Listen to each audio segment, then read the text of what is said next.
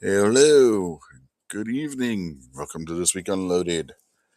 I am your host, Rich White, and got some stuff that happened this week. Interesting stuff. Don't worry, I promise I will not be reading any court decisions this week. So you're off the hook, fellas and ladies, if there's any ladies out there watching. So far, we got Mr. Woods out there on the YouTube side. Hello, sir. Let's see. Let me go over here. Yeah, nobody's saying anything on Rumble side. I gotta go over here and check, see if we got anybody over on X watching. Gotta do that manually because X doesn't play well with anything as far as letting you know what's going on their source. Whoa, my logo's not even showing up on X. It's just showing a big green circle. It says I got one person over there. So X is being weird.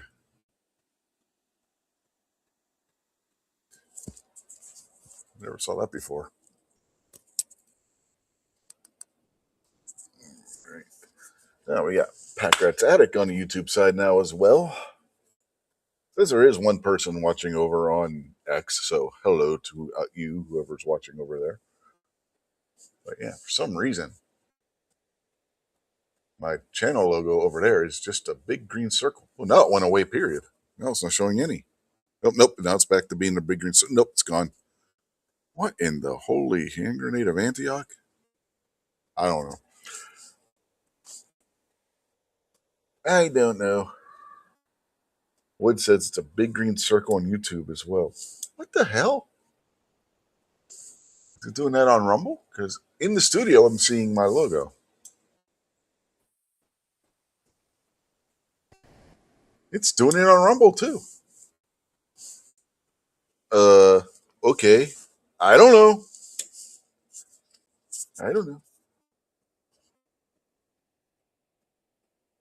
Check my profile and see what's going on. Oh, it's showing my logo in the profile. Maybe something will happen. Let me see if I re-upload it.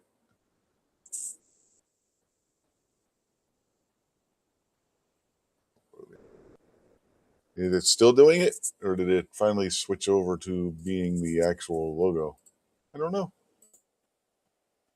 X is behind, so I don't know if it's doing it or not over there. But, yeah. Anyway, might just have to go with me having a big green circle. It could be our weather issue too. I don't know. I don't know if you guys heard that or not. There was just a really loud thunderclap outside here. Yeah. I don't know how long I'm going to be able to do this tonight. Last time we had a bad storm like this come through here on Thursday night, we lost power, and our internet's been extremely unstable since then as well. So I'm hoping to get through the show. I only got a couple of things planned for tonight, so hopefully we'll be able to get through it. Just I wanted to get something out there for you guys. My original plan kind of never came to fruition because what happened on Thursday, and then with the problems with the internet since then. And today I had to perform surgery on a toilet, so that took up a good part of the day. So yeah, it's not been conducive to putting together a show, but we'll get through it. No, Wood says he blames barbecue, by the way. Yeah, yeah, blame barbecue for all the times he blames Rumble for everything. Yeah, I don't know. Maybe it'll clear up as we go through the show. I don't know. If it doesn't, let's see. Where'd I put my stuff? There it is.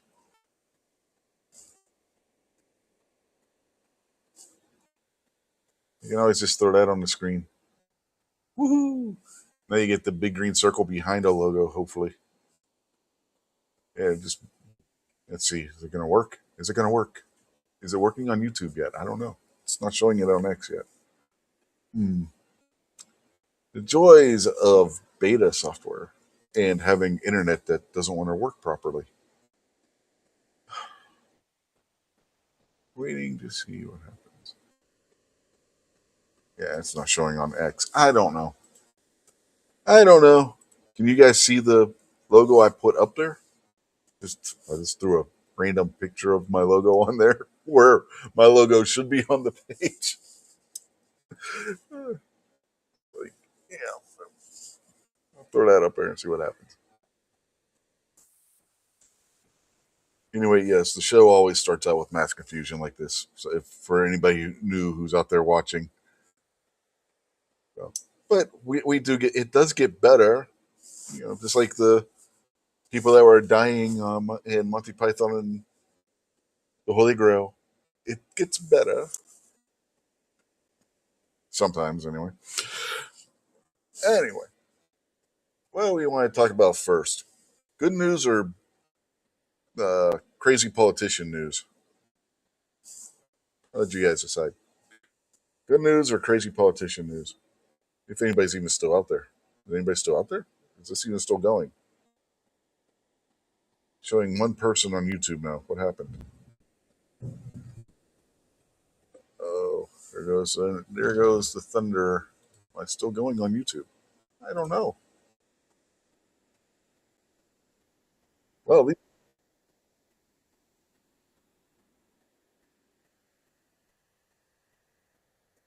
okay. So we are. See if I turn that off.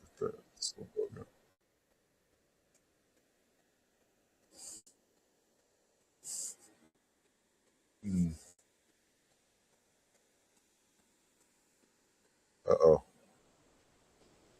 Did it stop? Oh no. Uh oh. No. Okay. God damn it. It's not one thing, it's another.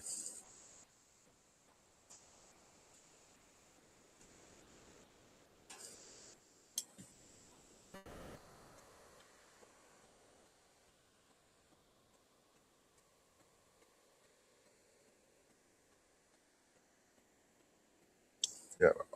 The audio was breaking up on my side when looking at YouTube, so I thought maybe we were having issues or something. It's still entirely possible that we are. I don't know. Does the audio sound okay to you guys out there? Moo! Yeah, welcome to the Weather Channel. I don't know if you guys can hear the thunder, but there was another thunder crack not that long ago. But yeah, is audio okay for you guys? Because on when I was looking on YouTube, the audio was breaking up a little. Is that doing it for you guys too, or is it just me?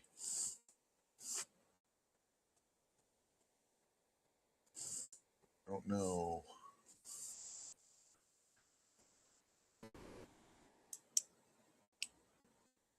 I don't want to get into a story and you guys like drop all audio or anything.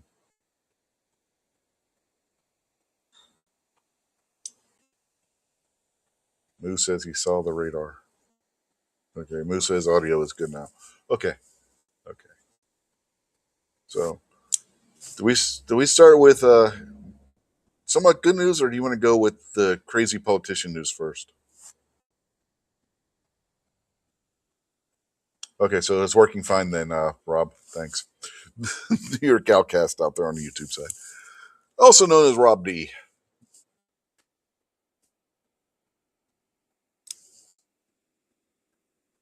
So,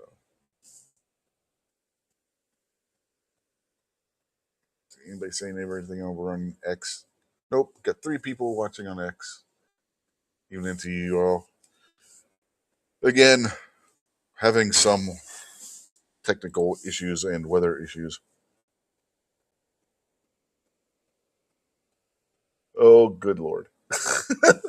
Pack Rats Addict says, watch Ron Wayne's show this week, if you're a member, he sent Misty a mini Wayne shower curtain. And remember, her rules: if somebody sends it, she has to use it. That's her rule. So yeah, that'll be interesting when she opens that. Hopefully, she doesn't watch this on replay and see that, Pack Rat. You'll have ruined the surprise. I know Ron watches this, so if Misty comes in watching in replay, she's going to see and hear about that.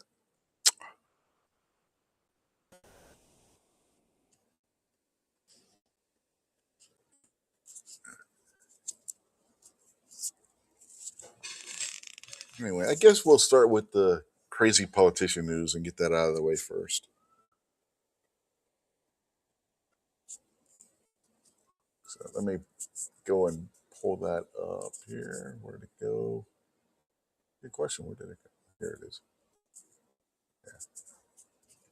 Yeah. All right, come back over here. Add that to screen. Take my logo off of there because otherwise it's going to be in the way of the story. And I will go back over here and I will read this story. Trust me, it's not as long as the court decision last week.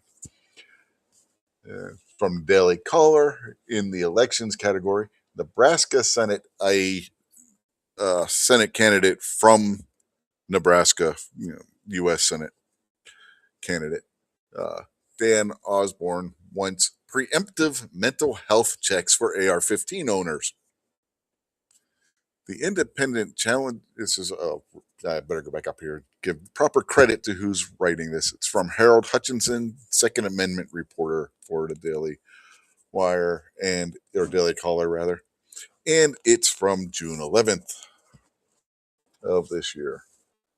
The independent challenging Republican Nebraska Senator Pete Ricketts called for owners of modern semi-automatic firearms to undergo a mental health evaluation every 5 years as a prerequisite, excuse me. It said preemptive earlier, so it's on the brain. To renew registration of the guns. Dan Osborne, who lost to Republican Nebraska Senate Debbie Fisher in the 2024 election, announced his plans to challenge Ricketts on July 2025. Osborne, who has received support from Democrats, independent, gets supports from Democrats, he's a Democrat.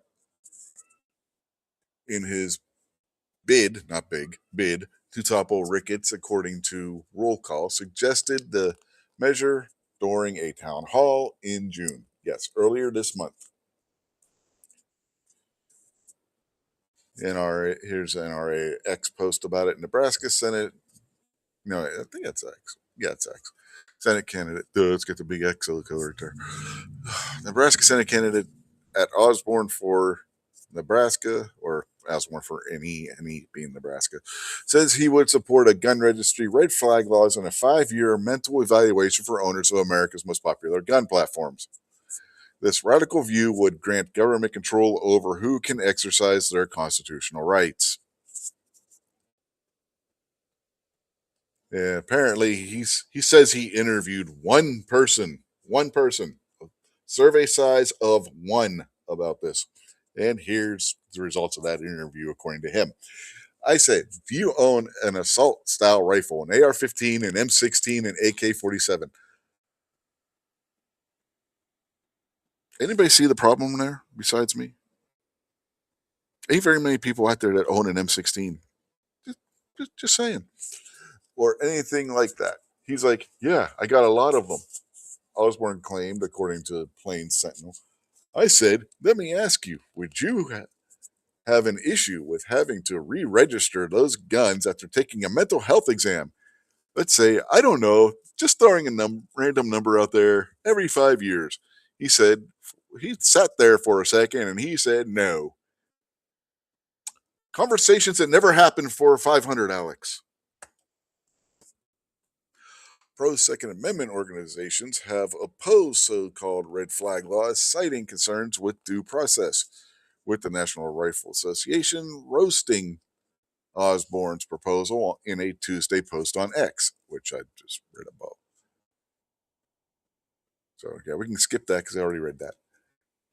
Given that there is nothing even remotely close to requirements like that in the historical tradition of gun control in this country at the time of the founding, that law would face aggressive legal challenge and should be struck down, Second Amendment Foundation Senior Director of Legal Operations William Sack told the Daily Caller News Foundation.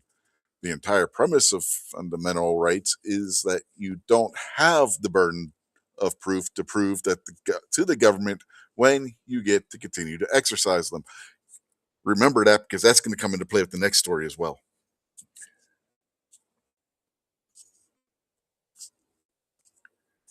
Dan Osborne is pushing the agenda of his liberal donors. He wants to force law abiding citizens to submit to government mental health exams just to keep firearms they already legally own, Ricketts said in a statement to the DCNF.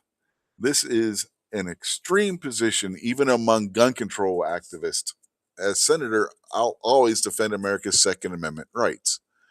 Osborne said he supported the Second Amendment when he reached for comment by the DCNF.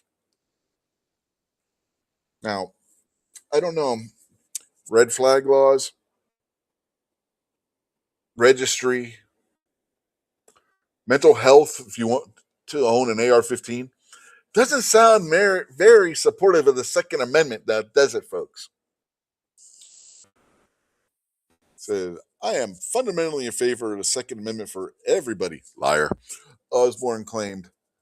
Those remarks were taken out of context by a fake news outlet that's run by Pete Ricketts lackeys. That's not something I support. You said it yourself. You are on camera having said it, sir. Were you lying then or now? Or both times? In other words, talking up both sides of your mouth or your ass, whichever is appropriate. Now, Packrat says there were 500 deaths with all types of rifles last year. Funny you should say that. The firearm that he cites as the reason for him proposing this wasn't an AR-15. It damn sure wasn't an M16, and it wasn't an AK-47. You guys want to know what it was? I bet none of you out there can guess. It wasn't a rifle of any kind. Not a single kind of rifle. It was a pump-action shotgun that some 74-year-old nutjob used to shoot at his neighbors before turning the shotgun on himself and kill himself with it. He wants to ban rifles because some 74-year-old guy lost his marbles and shot at people with a shotgun.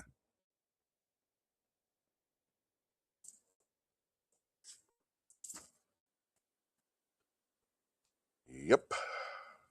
That's what we're dealing with here, folks. They want to use somebody doing something bad with one type of weapon to make it harder to own a weapon that wasn't involved in what they're complaining about.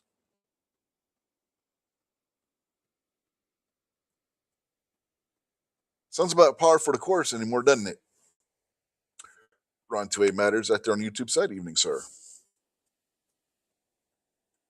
So we got an old coot who goes bananas, shoots at, I think he wounded a couple of the people he shot at with a shotgun. So this guy running for the Senate is going to save everybody from shotguns by making it harder to own AR-15s.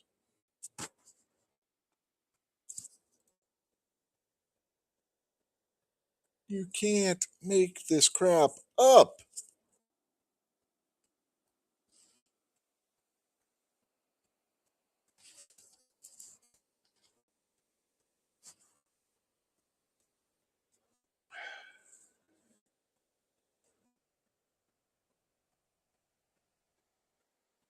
What makes it even better? I've seen tweets where people were talking about this story, and the people he was shooting at may have been illegal. May have.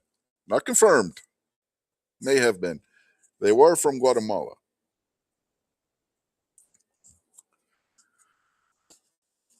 So yeah, this this is ridiculous, man. You write this as a script to Hollywood 20 years ago, 25 years ago, 30 years ago, they throw it in the goddamn garbage can. Nowadays, they make it and make it an anti-gun movie because Hollywood's gone completely and totally insane.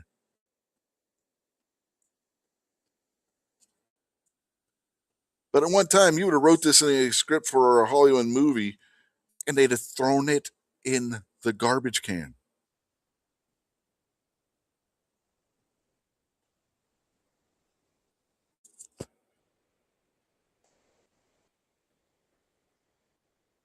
Makes you wonder about some people.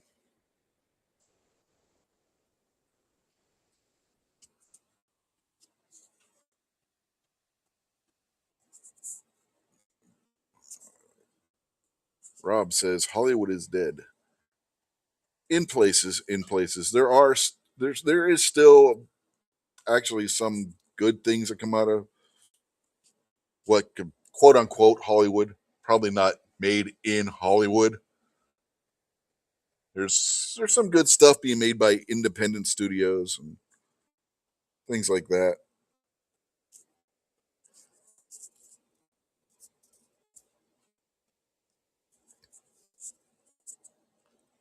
But for the most part, your summer Hollywood blockbusters, not very good.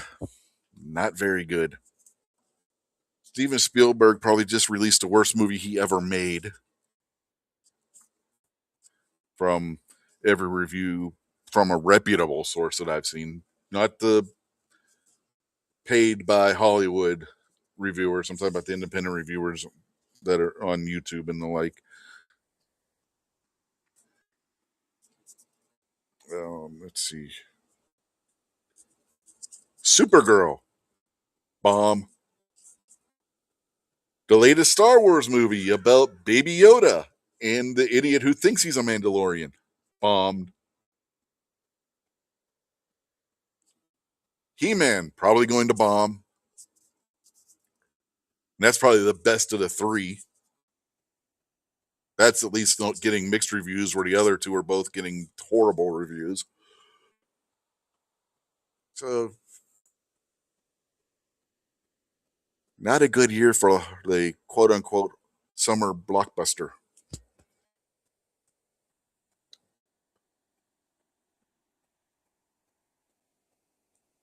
You'd think Hollywood would learn by now, but no, they got to keep pushing the agenda.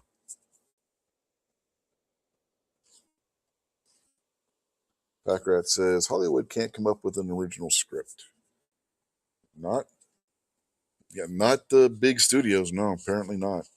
Like I said, there is some good stuff coming out of independent studios, which you're probably not going to see until it hits freaking streaming services because it's being released in such limited numbers to theaters because the big studios don't want to have to contend with these movies and get their asses kicked by these little independent movies that are being made for $100 million or less.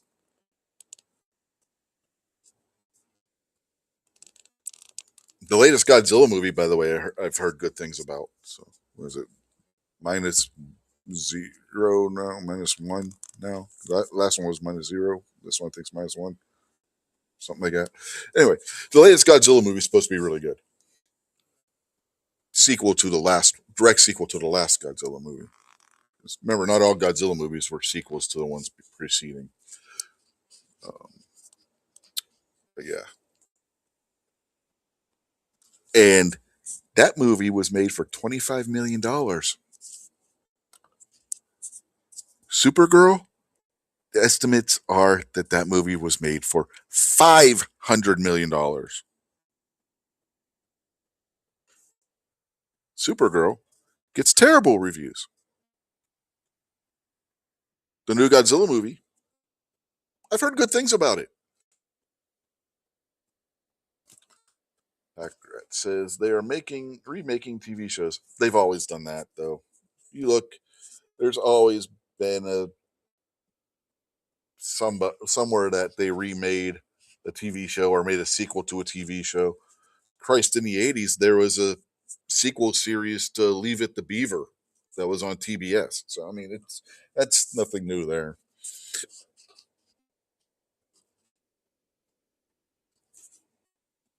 Rob says he's sure there's movies out there being passed over for political or government restriction reasons. Yeah, depending on the country, definitely government restrictions.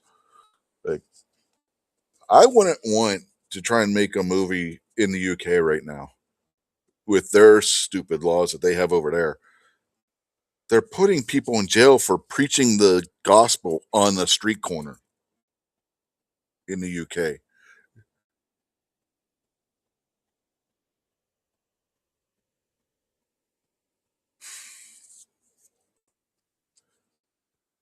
Freedom of speech is dead in the United Kingdom, and they try and say otherwise.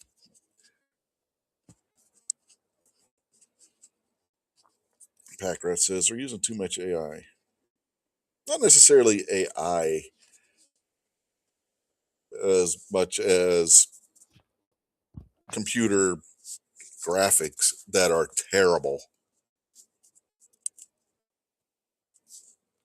You remember the whole last Screen Act or Screenwriters Guild, Writers Guild of America, whatever the hell it is, strike was about over use of AI. Gizzard's also having power issues. He said his power went out right before he went live, but it came back on a few minutes ago. Guns and Barbecue says, he thinks that Rumble's ability to let people join via mobile has suffered a power outage. Yeah, it never works for you. It just doesn't like you. I'm beginning to think it's a Guns and Barbecue issue.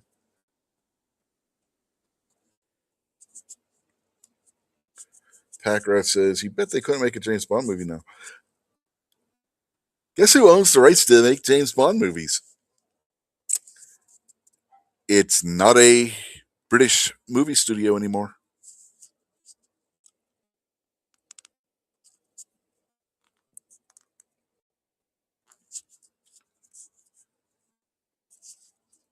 Ladies and gentlemen, James Bond's next movie will be made by Amazon.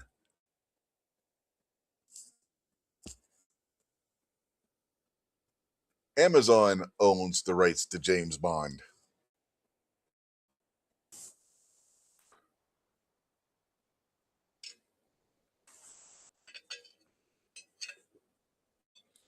Gizzard says he had about a dozen power poles blow over outside the town he lives in recently, and power restoration is going to be here and there for the next few days. He hopes he can go live tomorrow night. Yeah. I wasn't sure. Well, you already know because I texted you earlier and barbecue and Foss. I wasn't sure if I was going to be able to get this on tonight because of the issues we've been having. This is, honest to God, this is the most stable our internet has been for the past few days. So Rob says they PC'd the industry to death. Yes, they did.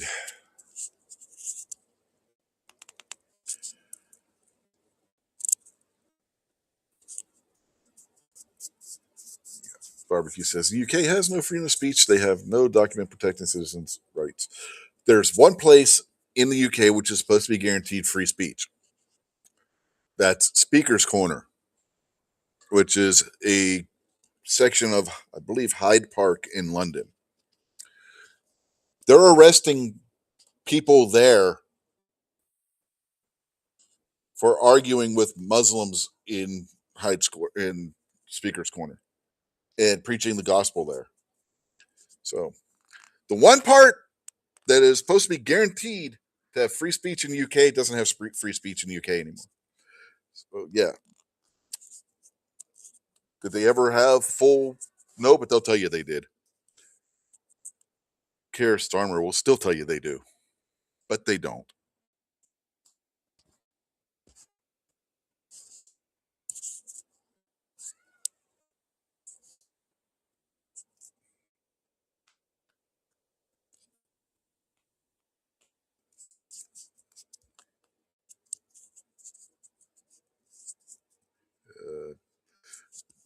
Barbecue says the world would have rioted if this didn't happen tonight. You mean like how they're rioting in New York because the Knicks won the NBA championship?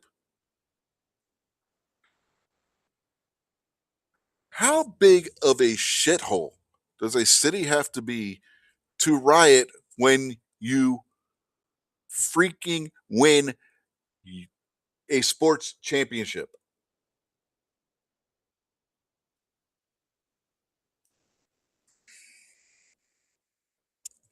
Packer says they are arresting people for memes.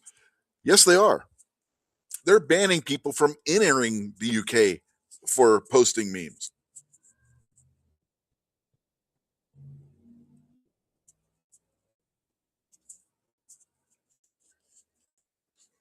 Yeah.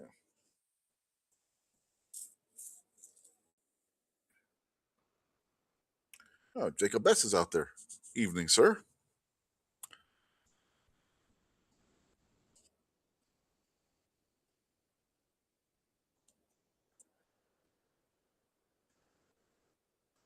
Uh, yeah. Anyway, back to the story. Dan Osborne, you're an asshole. That's that's the extent of that story. Yeah. Rob says many have become animals. They don't need a good reason. No.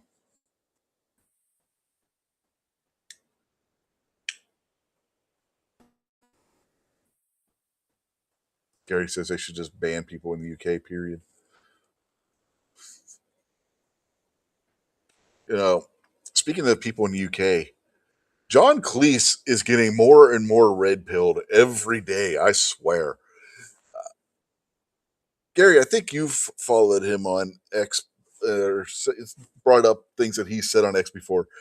So, is it just me, or does he seem like he's getting more and more red pilled every day?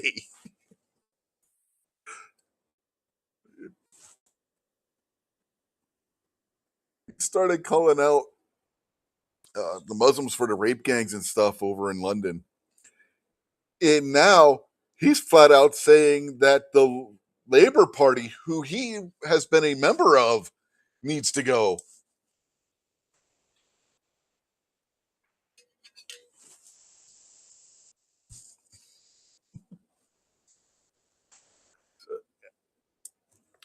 Barbecue, if you were here when I was reading the story, you would understand why I said Dan Osborne is an asshole.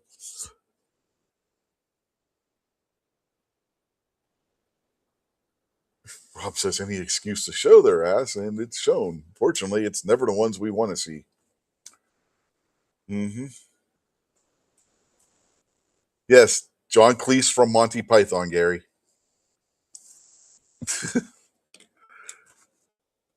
Oh,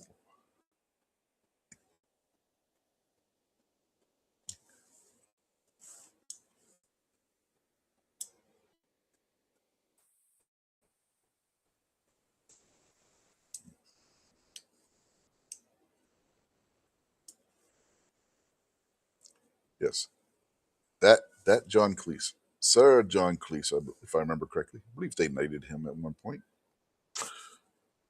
Oh, Buck and Rumble was here. How do I know? He told me. Evening to you, Gary says he's hilarious. Yes, he is.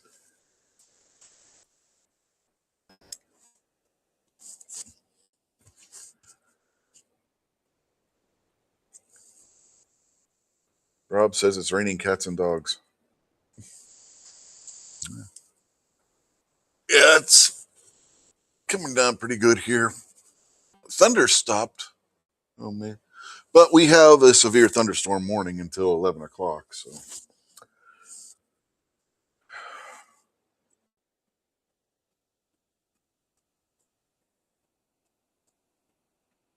look at look at my boots, John. Okay, yeah. Anyway, for those of you who weren't here at the beginning of the show, and the reason why I'm calling uh, this guy Dan Osborne, candidate for the U.S. Senator for Nebraska. He's an independent, but everybody who's backing him is a Democrat, so he's a Democrat. He just doesn't want to admit it.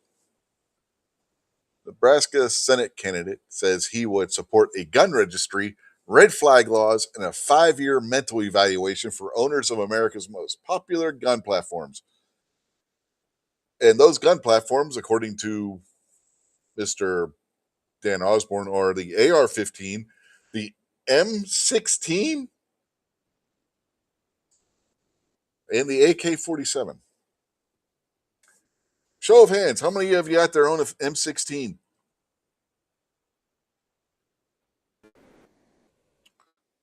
I don't, but that's one of the guns he wants to have a mental examination to own.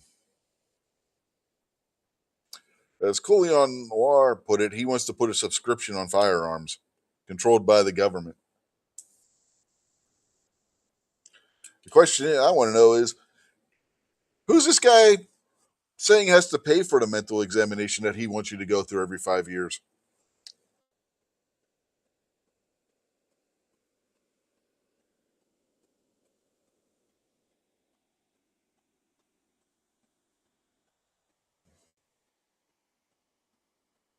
Two Live Move says, own one? No.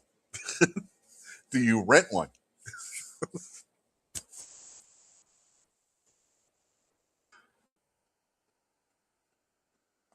I have rented one a time or two. There's a gun range near here that has them for rent. So,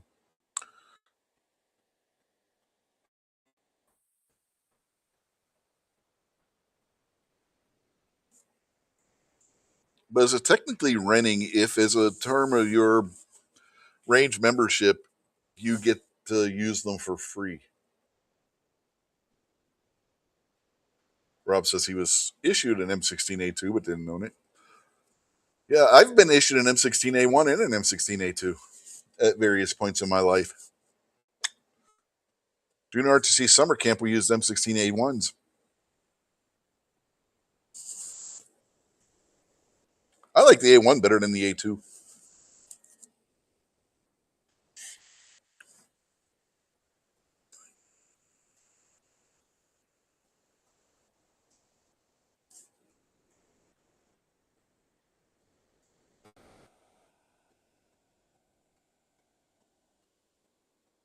I cannot stand the A2 pistol grip.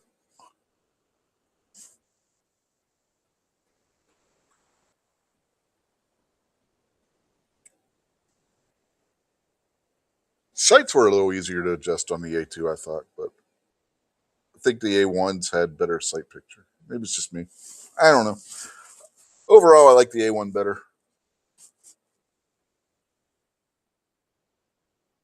And I'm not the only one I've heard say that, by the way. I've heard other people say they like the A1 better.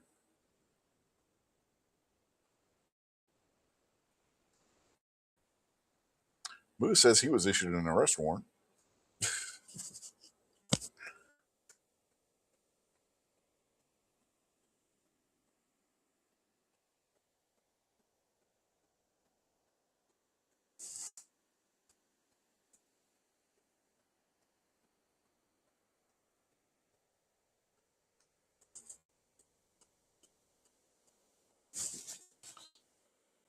Yeah. So Packrat says he has an A1 with the triangle hand grips. I like those triangle hand grips. Those things were cool. The way they seemed like it fit my hand better.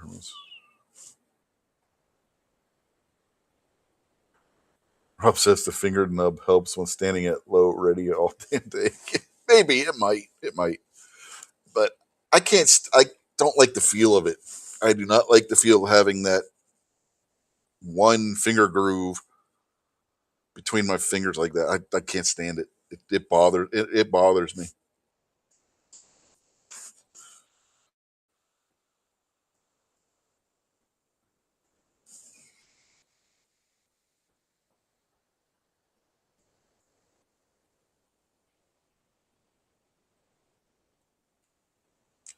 But I've never had to stand there at low ready all day either. So yeah, I don't know.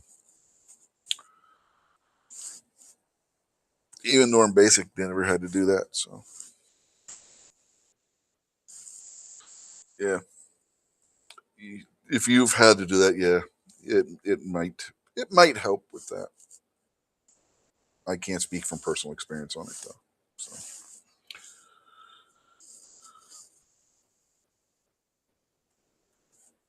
anyway, let's get this story off the screen because we're done with it.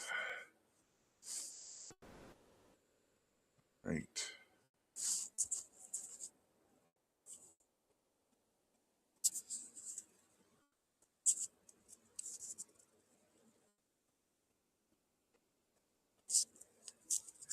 All right. Um, with the week I've had Pack Rat, I don't really care about the grammar.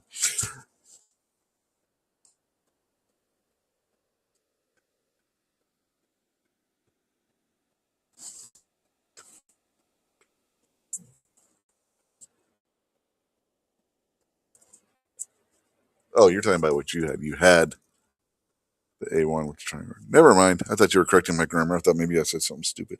Like I said, it's been a hell of a week, and not worried too much about your grammar either. just to clarify, what do I think about Virginia?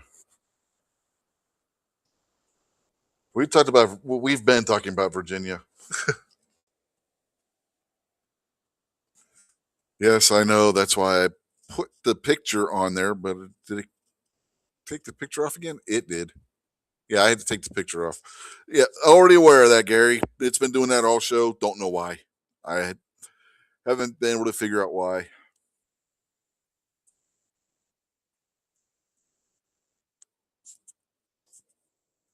I've tried resetting the logo and everything. It's just, for some reason it just wants to show a big green circle.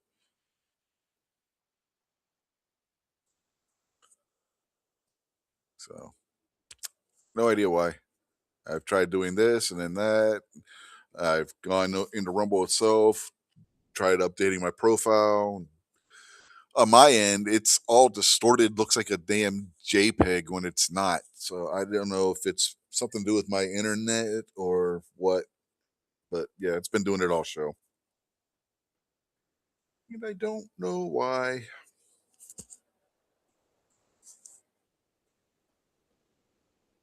Yeah. Now let's get to the somewhat maybe good story.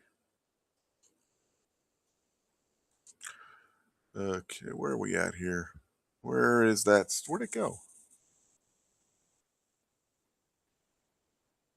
I love when it just decides it's going to randomly rearrange things from where it was. Is that it? Yep, here we go. This one comes from American Rifleman. DOJ Civil Rights Division strikes again. By by the way, this is the title story. If y'all saw the title for tonight episode, by Frank Miniter, posted on June 10th of this year. Armed Citizen News. So, armed citizen, usually where you read in American Rifleman where this person defended themselves or this thing or whatever using their firearm, but they went a little different route this time. What in the world is YouTube doing now?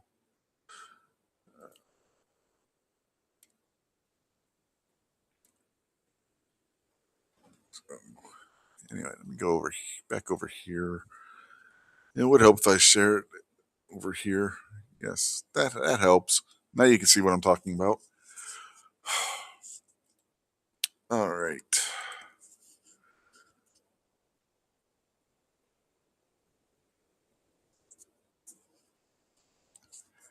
The U.S. Department of Justice just opened an investigation to determine whether Philadelphia police use a vague good cause standard to cancel permits to carry legal firearms.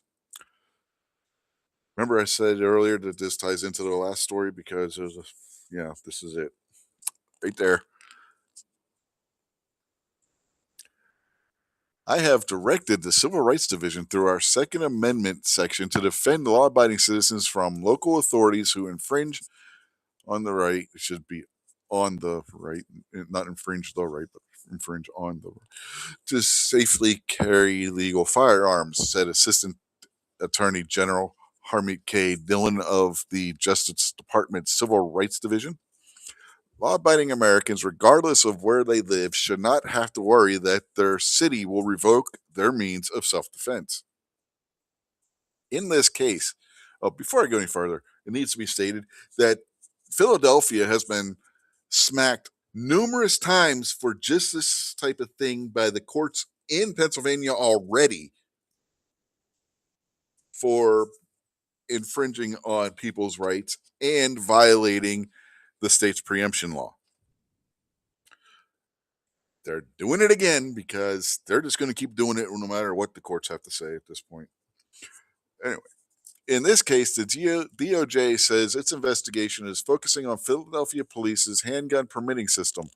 The U.S. Constitution's Second Amendment protects the civil right to keep and bear legal firearms, including the right to legally carry firearms where allowed, says the DOJ Civil Rights Division, before noting that it is a violation of the Second Amendment for government officials to use vague personal discretion when determining whether to issue or revoke permits to carry firearms.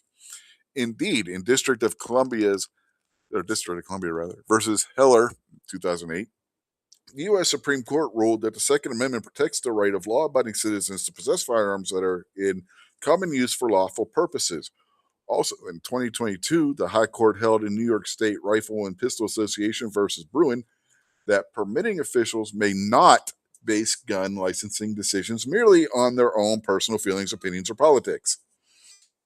Here, says the DOJ, it is alleged that Philadelphia police use such a discretionary standard to improperly limit Second Amendment rights.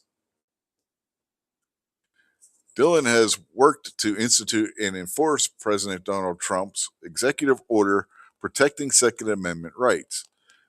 The Assistant AG often talks about the DOJ Civil Rights Division inclusion of the Second Amendment into civil rights protections. For example, she recently posted on X, several jurisdictions have banned magazines and guns to crush the Second Amendment rights of millions of Americans. At the Justice Department and this at Civil Rights Division will keep fighting these jurisdictions to defend citizens' constitutional rights. And don't forget, there is actually a Second Amendment branch now within that division. Dhillon often notes that the Second Amendment is fundamental civil right on par with other constitutionally protected civil rights. Yeah. She often states that the Second Amendment is not a second-class right. Assistant AG Dhillon has helped to oversee the creation of a dedicated Second Amendment section in the Civil Rights Division. Yay, I just said that. Announced December 2025. This is the first such unit focused specifically on protecting this fundamental right. This division investigates and litigates against state, local infringements and has increased challenged unconstitutional restrictions nationwide. The Civil Rights Division has sued Denver over its assault weapons ban and Colorado for a so-called large capacity magazine ban. It has sued the District of Columbia over assault weapons and suppressor bans. And it has sent warning letters, including to Virginia, Packrat, to various other jurisdictions of Second Amendment infringements. At the end of this and other press releases is a simple but profound statement. The Civil Rights Division's Second Amendment section enforces the Second Amendment. If you believe your right to keep and bear arms is being infringed, please submit and complain through, and it gives you the website, which I have looked in the the description section down below here. The address, the link directly to the form if you need to file a complaint. Let's keep it actual complaints and not just things to make you go, haha. But the complaint form is linked down below if you have a legitimate complaint that you wish to file with the Civil Rights Division. So,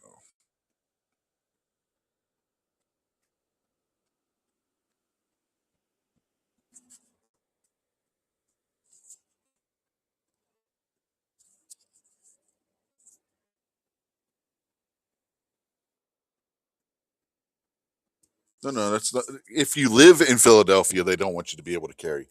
Philadelphia cannot stop you from carrying if you already have your permit. What they're doing is the whole thing like what Maryland and other states were doing, where if you can't give a viable reason why you need that permit, they're not going to issue one in violation of the Second Amendment and Pennsylvania law.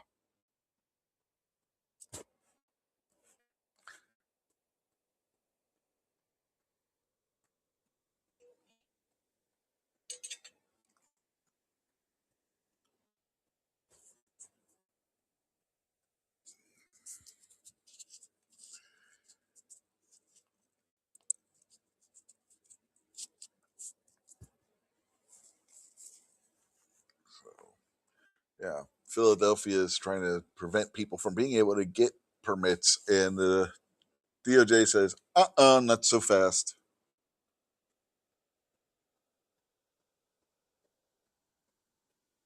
So, yeah, there's that. And again, uh, Pack Rat brought up Virginia. Virginia is one of the states that has been warned that they are going to be facing lawsuits. So it's just a matter of time.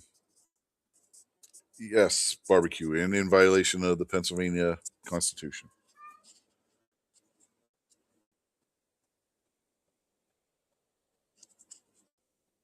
You got Pennsylvania's version of the Second Amendment, which isn't the Second Amendment because it's not the second. It's their version in their Constitution.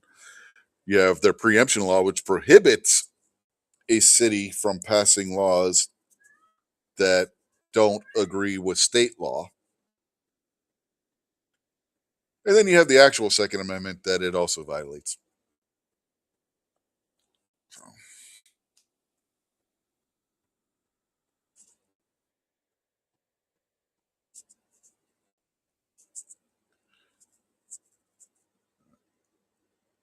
something else I wanted to look at.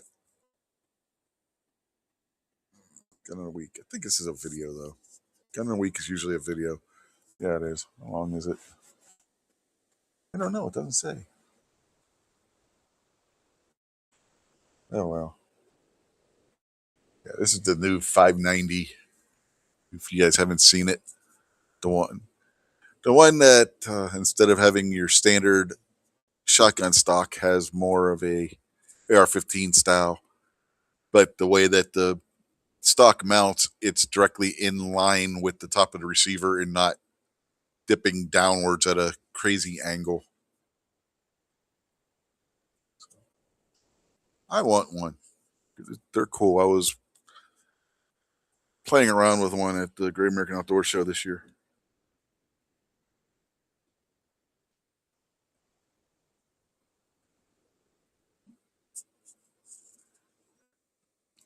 And one thing that does, if you put an optic on there, it's going to put your eye in when you got it shouldered in line better with the optic than they do with that droopy style stock. If you put an AR-15 stock on, and 590, 500, uh, Maverick, etc., etc., etc.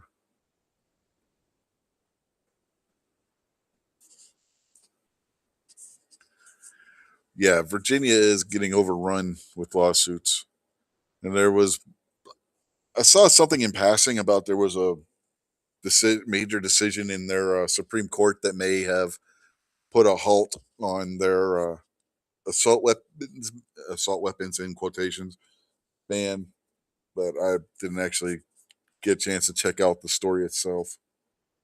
Yes, it is a folding stock as well, Moo. It's standard AR-15, stock, and it also has a folding mechanism, and it takes any standard AR-15 pistol grip, and it's got an AR-15 style thumb safety instead of the standard Mossberg style safety. simply because you can't put the safety there because of the way the stock mounts.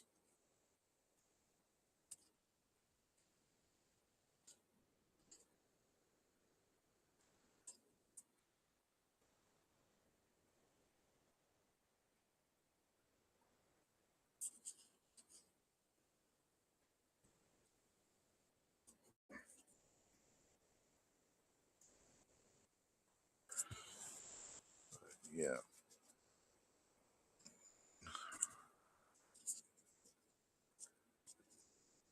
Rob says he's planning on going. I'm assuming they were talking about the 250th anniversary thing, so I'm assuming that's what he's talking about. On the 3rd, man, it's gonna be a madhouse. You go the 3rd, 4th, 5th, that place is gonna be a madhouse.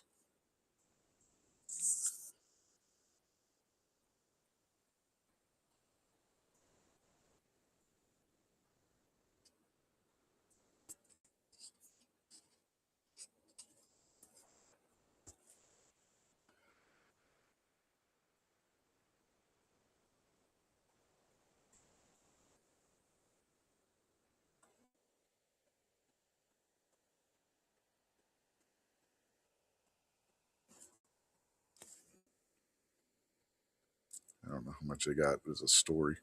Yeah, there's a little bit of story. I guess I can read it. Mossberg's 590 is based on one of the most popular pump action shotguns ever made, the Mossberg 500. For those who are seeking a shotgun that's a bit more heavy duty and are willing to pay for the associated cost, the company's 590 line offers plenty of options, and one of the latest is the striking 590R Chisel. When the hell did they put the Chisel name on it? That, that did not have the Chisel name on it. The Great American Outdoor Show. That's a odd name. It says watch the Gun in a Week episode. Blah blah blah. What's the R stand for? You ask. It has a rotary safety. Yeah, that's exactly what it stands for too. Yes, that's what I got told by the representative at Mossberg. Oh, because we put the rotary AR-15 safety on there, so they put the R.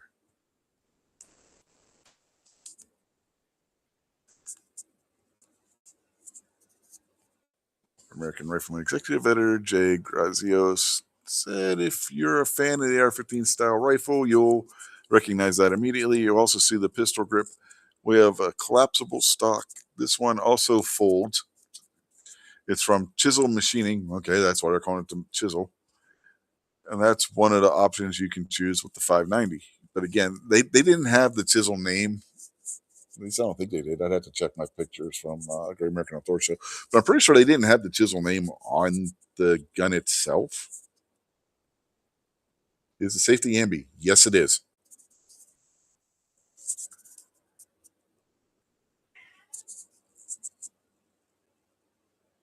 See right here in this picture, it's on the left side. But when you look at the picture in the video here, it's right there on the right side as well. So yes, it is ambidextrous.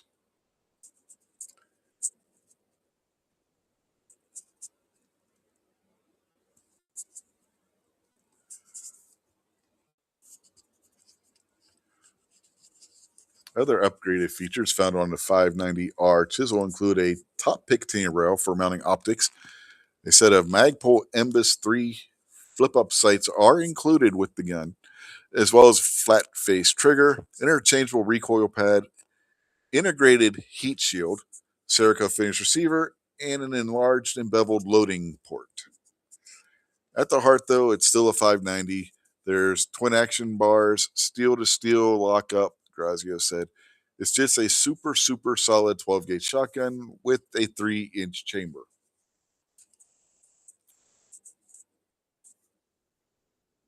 This 12 gauge shotgun is outfitted with an 8.5-inch barrel. You can also get it as a short barrel, and has an underbarrel tube magazine capable of holding up to 6 2.75-inch shot shells. Unloaded, the shotgun weighs 7 pounds 9 ounces. The shotgun is also equipped with Mossberg's AccuChoke system, and it comes from the factory with a cylinder bore choke installed. And the Shockwave version, aka the short barrel version that I just mentioned, also has the choke system, unlike the standard Shockwave.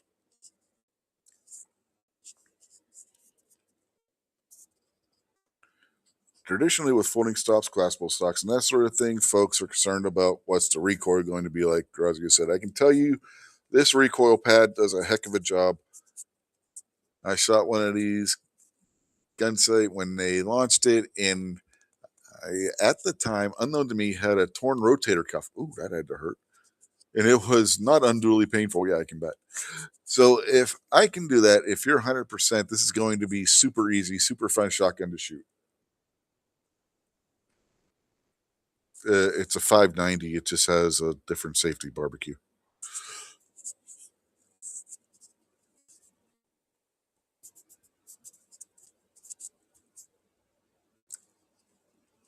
No, not all 590s hold 3.5 inch shells.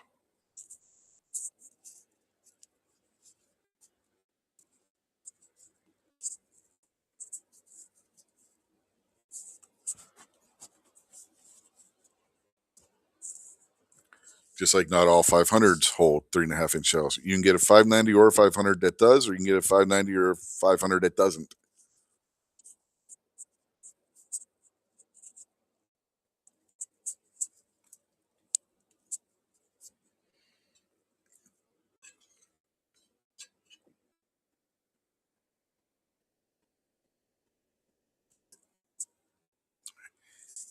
Anyway, that's the one of the two new style Mossbergs. They also have a semi-auto one, which is pretty cool. I don't know if they got a story on that one.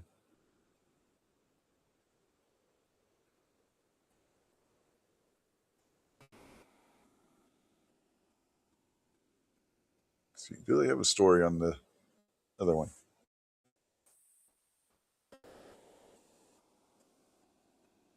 No, I don't think they do.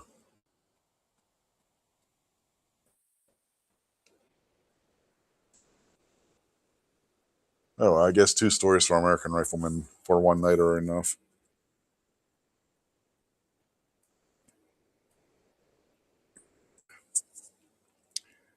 Let's see, maybe under the new for 2026. Let's see. Let's see what they got under the new for 2026. A retro Python, the Pieta Blacktooth revolver. That would be kind of messed up if Pieta makes a more Python than Colt Python that they're currently making. Because even though they call it the Colt Python, the new one, it's not made exactly the same way as the original Pythons.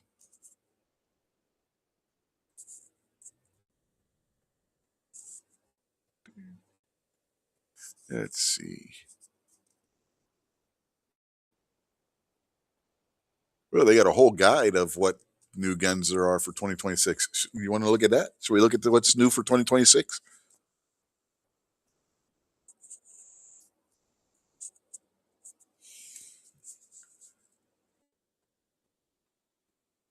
Go right ahead, Vulcan Rumble. He says he has a question about shotguns.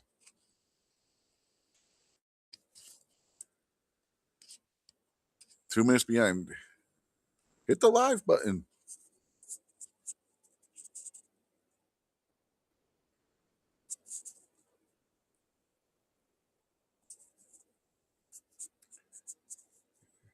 New guns 2026. Let's see, what do we got here?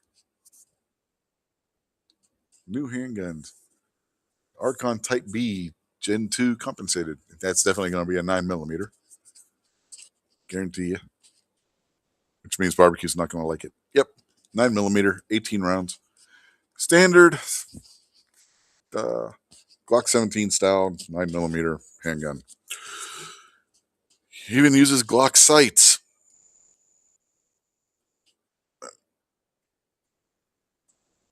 And it's got it's compensated. Ooh, fancy. I don't know if it's 1200 MSRP fancy, but yeah. We got here. Beretta 92 SB Repro. What the hell is Repro supposed to mean? It's a reproduction. Okay. Reproduction of the original 92, I guess. Third model. Yeah. Okay. What the hell is that? That is a goofy looking gun. It looks like something out of Star Wars. The Beretta B-22 Jaguar metal competition. 22 competition gun. Still say it looks like something out of Star Wars.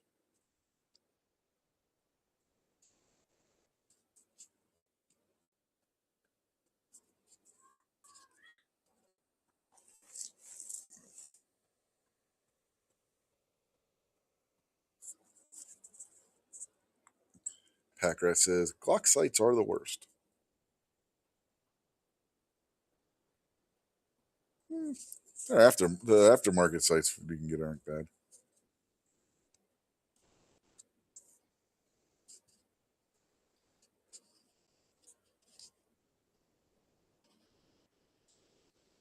His question is about the length of the shotgun shell before and after it is fired.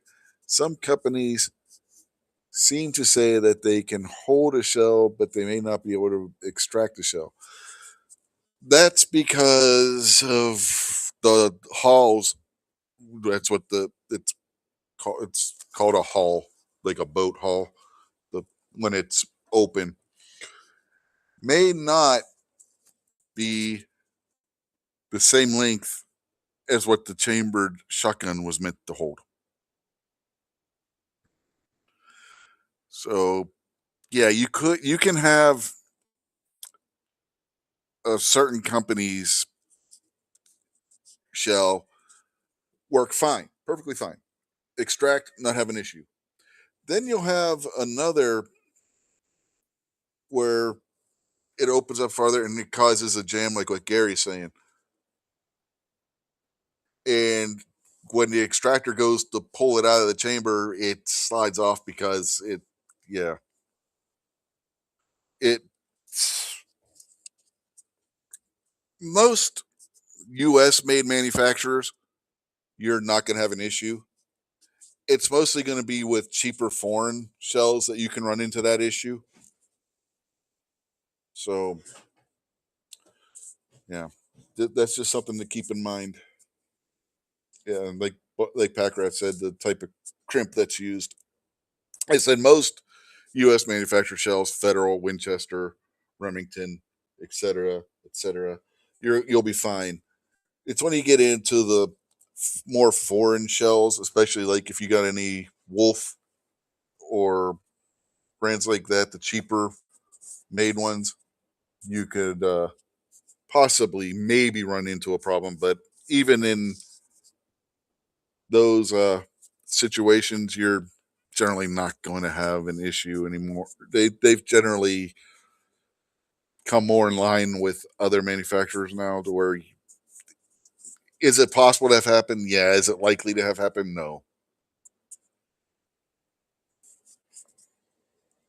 Like Foss said, the shell hull lengths are measured before crimping. So Rio, yeah, Rio, they're another one that has had issues in the past, but they've cleaned up their act a little bit. So, but yeah,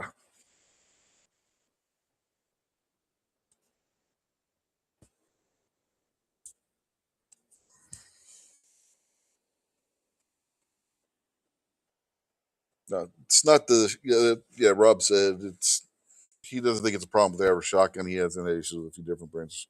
Yeah, it's not the shotgun itself; it's the shell that's the issue, and the shell hull. You should be able to find somebody that has Tal Flater Miles may have. He's he specializes in all kinds of goofy shotgun stuff. He may have done a video on that. Paul Harrell may have done a video on that. I don't remember. He's done some shotgun videos. I can't remember if he did one on that or not.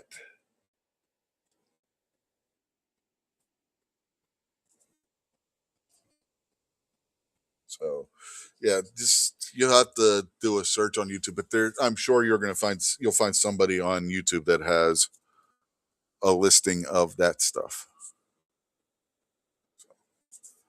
Yeah, you should be able to.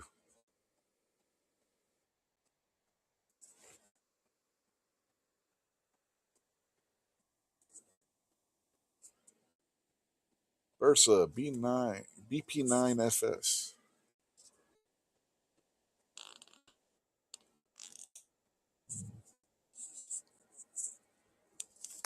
Another 9mm Glock 17 competitor. 17 round magazine.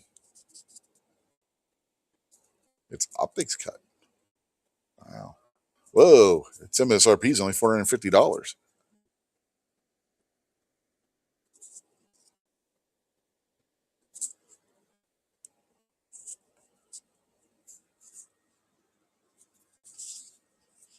America's 250. Bond Arms has a commemorative version of their Derringer.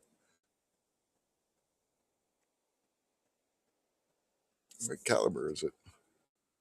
It is a 45 Colt / 410 bore shotgun.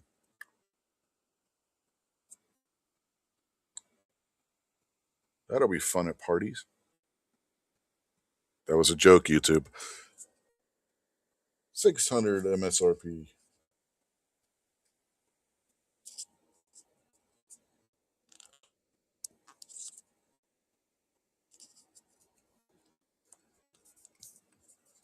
Hey, it's another Canic. Ooh, this one's compensated. Ooh, fancy. Another 9mm. Yep, another 9mm. 17 round. Packrat says Bursa is now USA made. Some of them. Just like Taurus, some of them are still made in South America.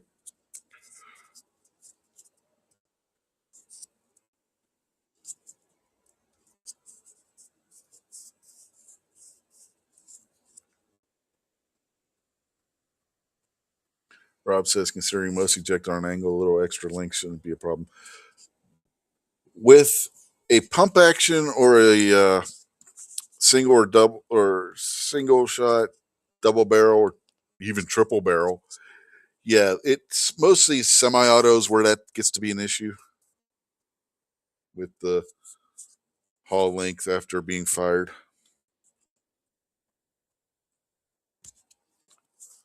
At least when I've seen people have had issues with it in the last 10 years, it's been a semi-auto.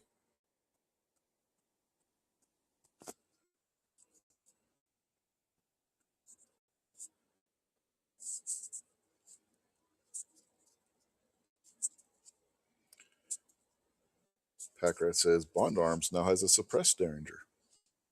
Ooh, fancy. The Canic is $900 MSRP. Wow.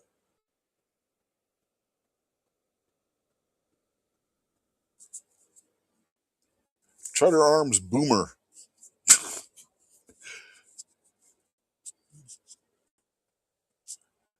It's a 357 Magnum that holds 5 rounds. Snub nose. Yeah, it'll go boom. Yeah, loud boom. 2-inch barrel. Yeah. Chiappa 1873 Black Thunder. Single action army with a Picatinny rail. That's different. Picatinny rail and target sights.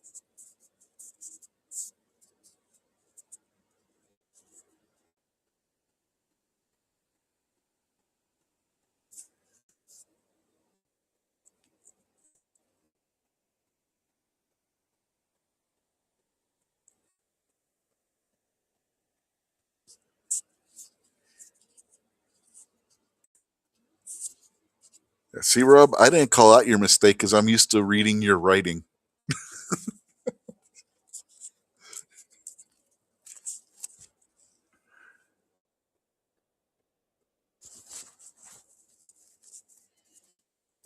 Let's see. What is it chambered in? Ooh, barbecue. You might actually like this one. It's a 44 Magnum. So Chiappa's got 2 44 Magnums coming out this year. They got the Rhino in 44 Magnum and a single action Army in 44 Magnum with a pick rail.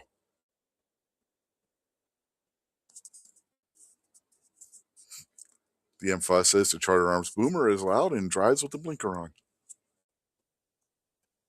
Gary, do you drive with the blinker on?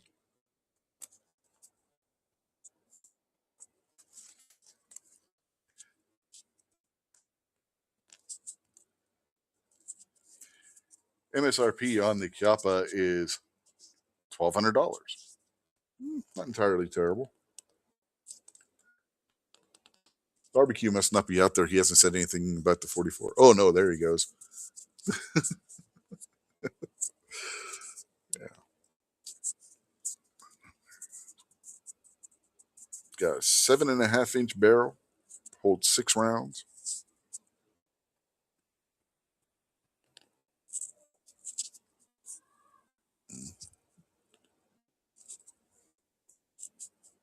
Ooh, something old-fashioned-y.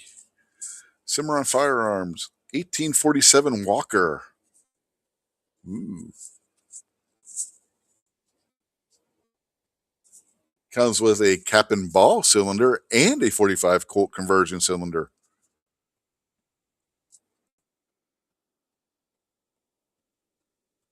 Each, both of them. Well, I don't know what the MSRP on the Rhino is. The Thunderer, or the Thunder rather, the Black Thunder, the single action army, it's 1,200 MSRP. I don't remember what. I know we looked at the Rhino before. I don't remember what the MSRP on that was. But yes, it's going to be. I'm going to guess, since it comes with a black powder cylinder, it's going to be a 44 caliber black powder cap and ball, and then again 45 Colt if you for cylinder with it as well. So, and since you're getting both cylinders, the MSRP isn't bad at $850.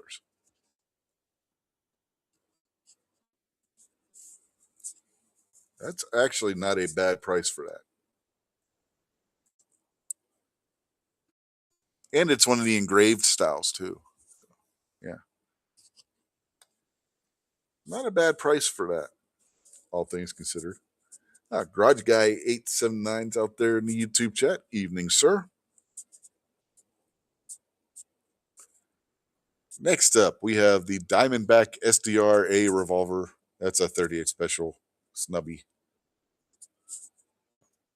Nothing special there. Holds 6 rounds.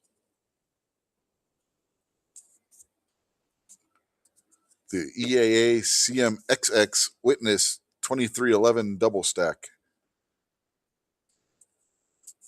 Yeah, it's another 2011 basically. And it's 10 millimeter. 15 rounds of 10 millimeter.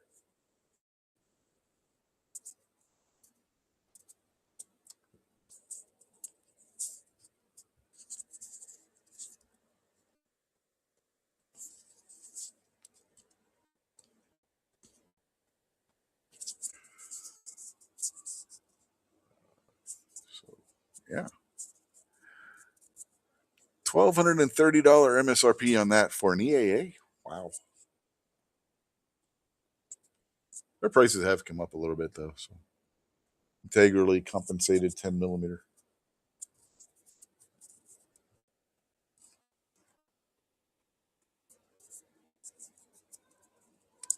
4.25-inch barrel, holds 15 rounds. Ed Brown, 1776 commemorative edition, 1911. How do you get a 1776 commemorative edition, 1911?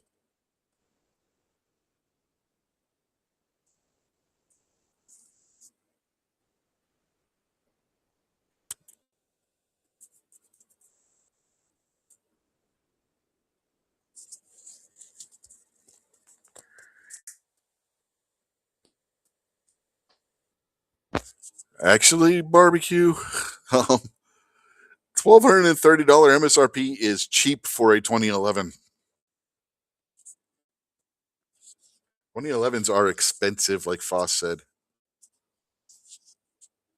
$1,230. That's a, dare we say, budget priced 2011, especially at 10 millimeter. 10 millimeter 2011s go for more than what the 9 millimeter and 45s do, generally speaking. That's actually not a bad price. Yeah, I know I was being facetious. Barbecue. To quote George Washington, 2 world wars. Good one, Fosk. Good one. And it's a 45. And it's also $3,420. It's a commemorative 1911 worth that much money? It's an Ed Brown, but still.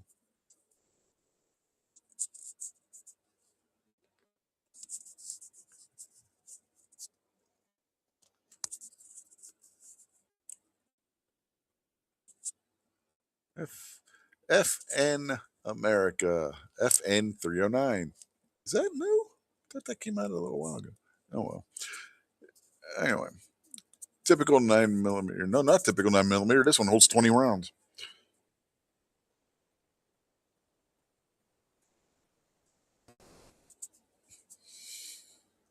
But still a 9 millimeter.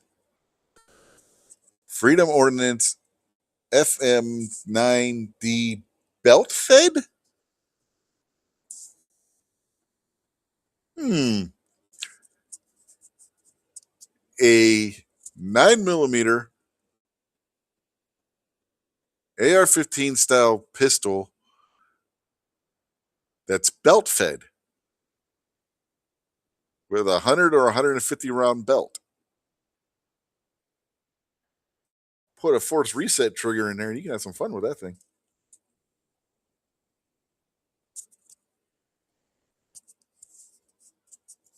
That's why I said, well, it is an Ed Brown.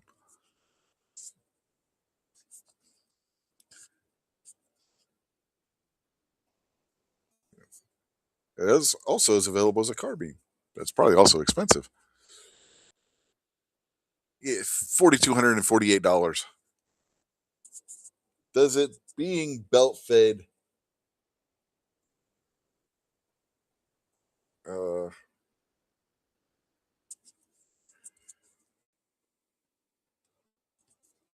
make it worth $4,248 MSRP?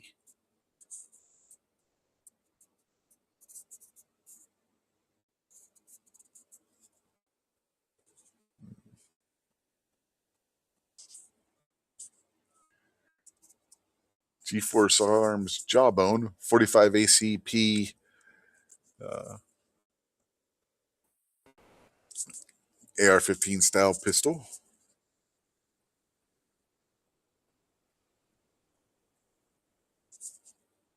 Yes, Rob.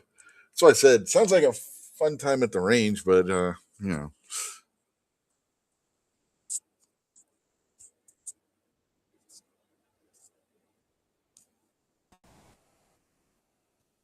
7-inch barrel on 45 ACP PCC. 600 MSRP on that one.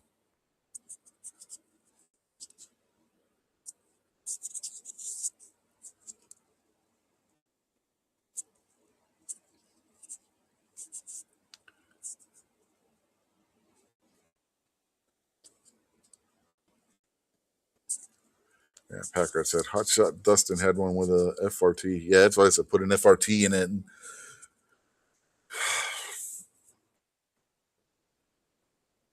you know, you could have some fun with it if you got the money to feed it.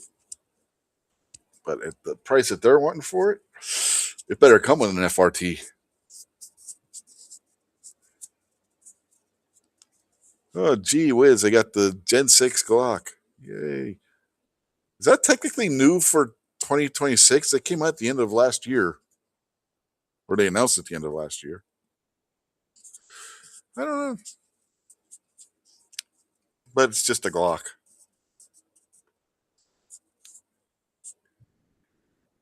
HKVP9A1X.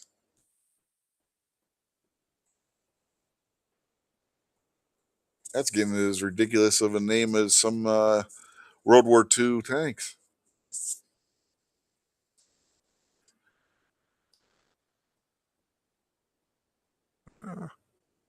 It's basically just a souped up VP9 from the looks of it. So, 1,400 MSRP on that? Holy shit. Standard VP9's like, what, 700 MSRP? Yeesh. If it were a USP, I could see the price, but a VP9?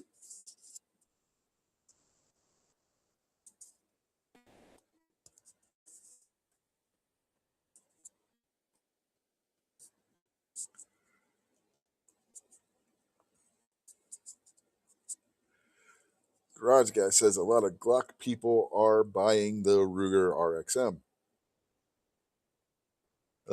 Foss, the HK VP9 isn't normally a $1,400 gun, buddy. Like I said, it's not a USP.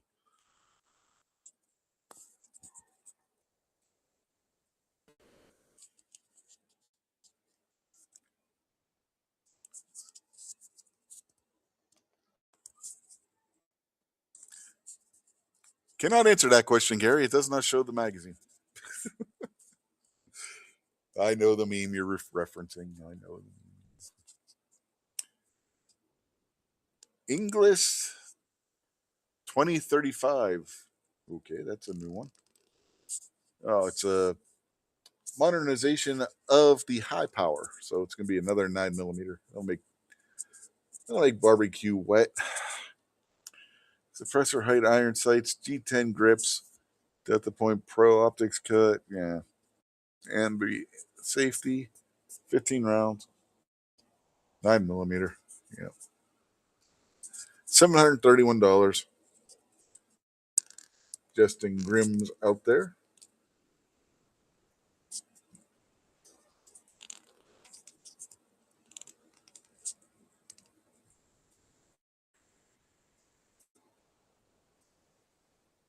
Ivor Johnson Eagle Onyx. I don't know what exactly it is, but it looks cool. I like the look of it.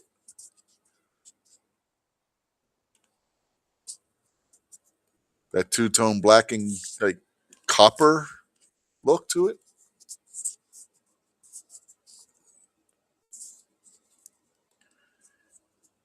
That is a 1911. It says black and gold PVD finish. Picture looks more copper, but okay.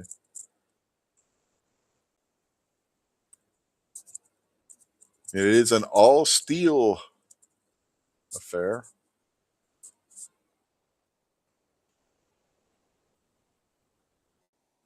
And it is a 45, 8-round magazine, 1,622 MSRP.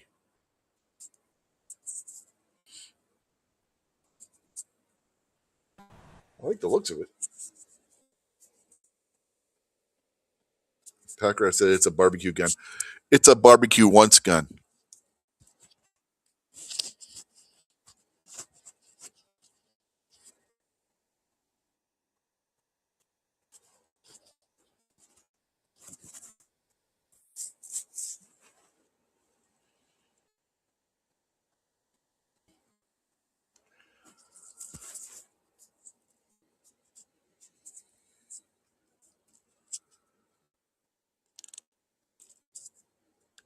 Keltec KP50.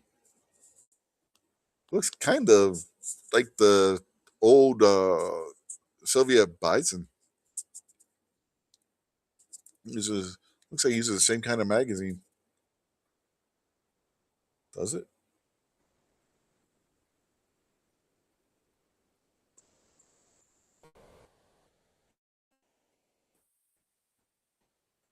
Doesn't say.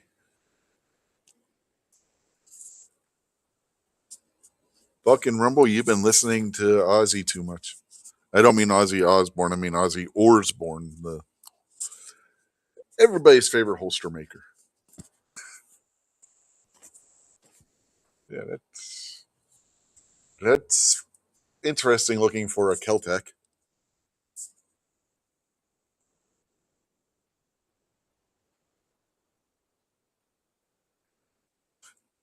Pop Gizzard Gary says pop rivet technology. Yeah, Soviet. Actually, those look like screws. Look like hex head screws or Torx maybe. It is a Kel-Tec. Well, it is a Kel-Tec. It's got to have screws somewhere. Packer says barbecue holsters or barbecue guns belong in barbecue holsters.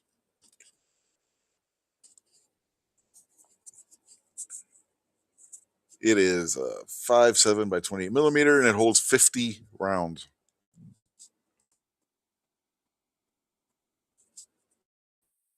Yeah, I know. It looks like Vulcan Robo. It looks like it very much has a, as far as the magazine concerned, has that Bison look to it, like the Soviet Bison had.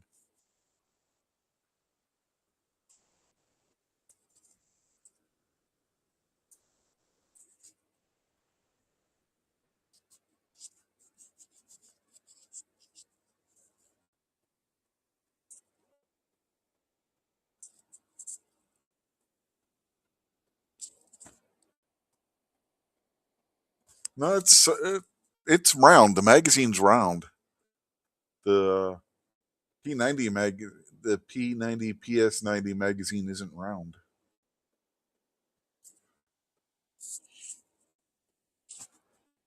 Yeah, kind of does have that grease gun look to it, Gary. You're right.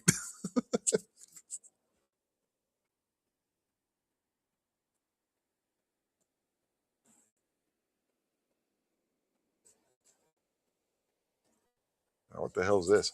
Another Kel-Tec PR3AT. Oh my God! There's no screws. Is this really a Kel-Tec? It's got pins. Pins.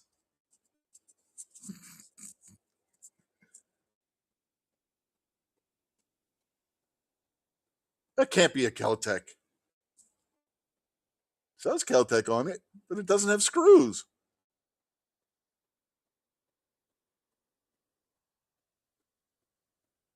Oh God, it's another clip fed. It's a double stack clip fed with a 14 round capacity, and it's a 380. Gary says it's JB welded.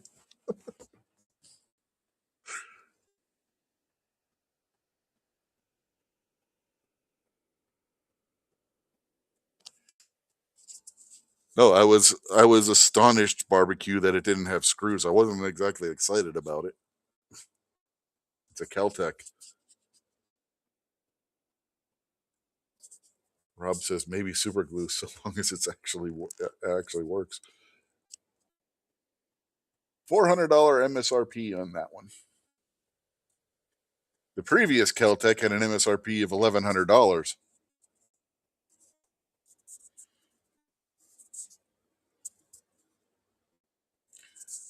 Garage Guy says he's only owned one Kel-Tec and he'll never own another. I've only owned one and I've never owned another. My son had a shotgun. Oh hell, what the hell is the name of that thing? KSG. He had a KSG. It wasn't bad. I shot it a couple of times.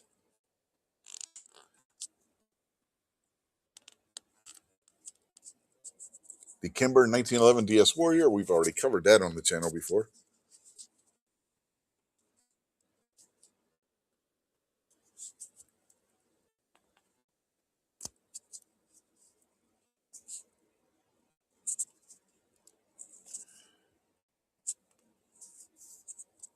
Double stack 1911, not to be confused with a 2011. And Rob asked why, because a 2011 and a 1911 don't use the same internals.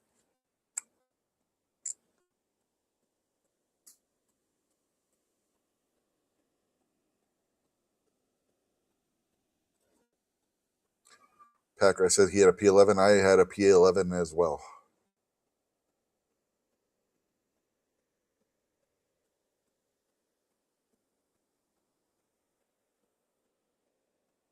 Rob says he'd take a KSG or that folding 9mm. There's rumors that there's going to be a folding 10mm. That might be interesting. See if it holds together under full force 10mm ammo.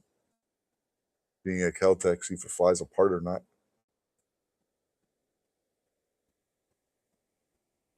Oh, that's the 10mm too on the KS or the Kimber 1911 DS Warrior. That's the one I want. I want the 10mm one. 15 rounds. Yeah, I want that. Foss says he has a P17, hasn't had any problems. I bought the P11 as a stopgap. Sold it when I got something better. Langdon Tactical LT 80X Cheetah. Basically, this is a souped up Beretta Cheetah.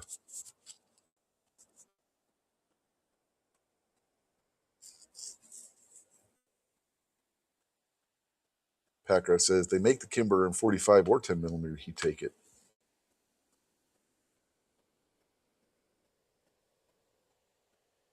Especially if it's the new one that's folds sideways and not over the top, so you can keep your optic on it.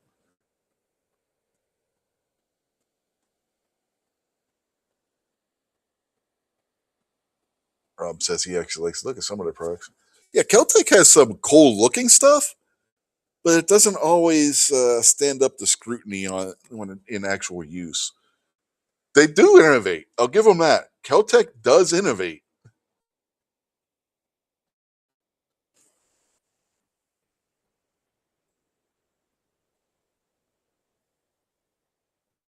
They're always coming up with something new.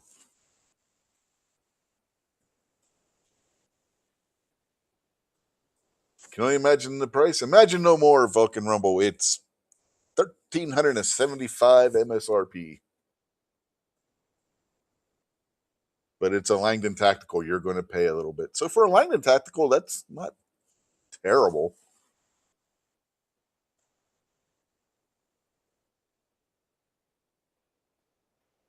Foss says Caltech has out of the box designs and child labor quality. Yeah. What's the next one? We got Masterpiece Arms Defender 30K. Is it really the Masterpiece Arms if it doesn't look like a funky Mac 10 or Mac 11? What would answering the question, what would a 70s Ingram Mac look like if built with current knowledge and technology? I guess there you go. They made the love child of an Ingram Mac 10 or 11 and an AR-15.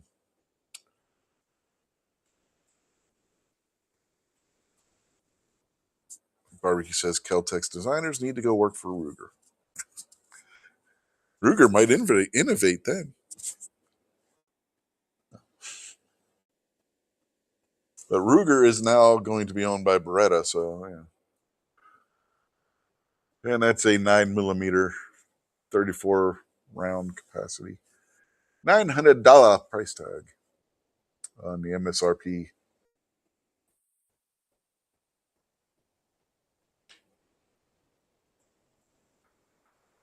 Yeah, what do we got here? Nighthawk Custom. Oh, this is going to be an expensive one. No front sight. Interesting design choice. Guess if it's a carry gun, they figure you don't need a front sight if you got an optic. Purpose built for concealed carry. Yeah, it's a single stack, 1911. I'm guessing it's a 1911 anyway. Doesn't say it's a 2011. Well, did they ever make a single stack 2011? I don't know. It's a 45 or a 9mm. You can get a 9 or a 45. Barbecue would want it in 45. And yes, I was right. 5,200 MSRP on this one.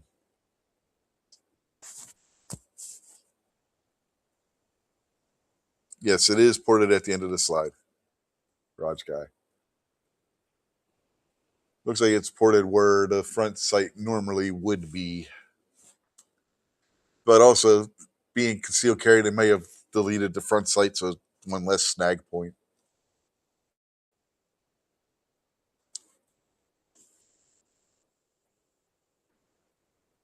They also rounded the top.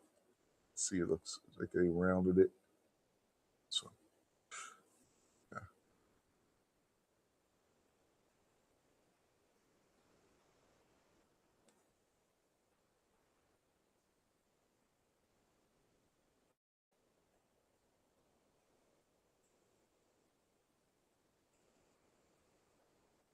You know, we have something new from NAA, the Recluse.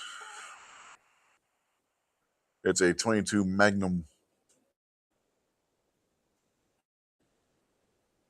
5 rounds, 2-inch barrel, $495 MSRP. Rideout Arsenal Dragon. That's a weird looking gun.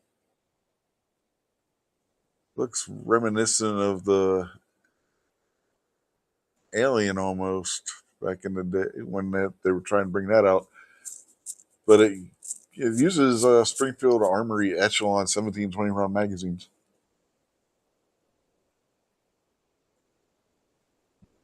Famous lowest borax is possible. 3,600 MSRP on that thing. Ross Martin RM1F Tactical. Chris from the 740s got a lot of videos on these. If you want to know anything about Ross Martin, go check his channel out. Chris from the 740 on this. Yes, go check out his channel if you want to know about the Ross Martin stuff. He's got a lot of videos. He's done a lot of work with them. So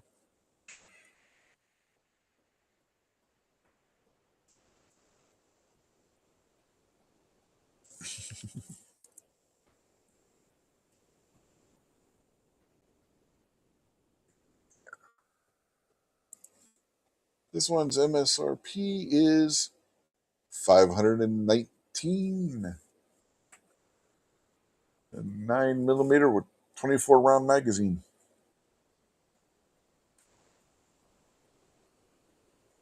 Threaded barrel, optics cut.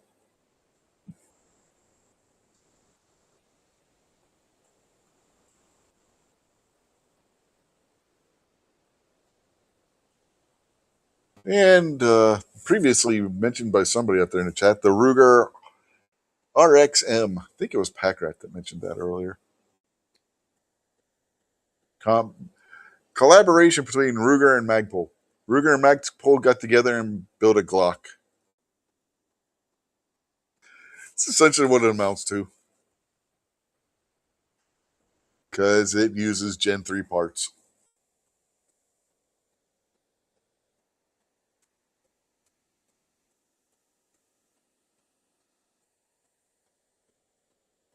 What makes it special? What makes what special, Rob?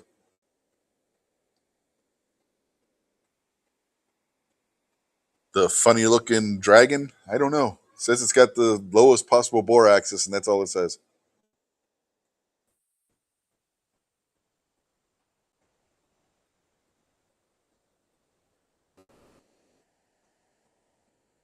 Yeah, I've heard good things about the RXM.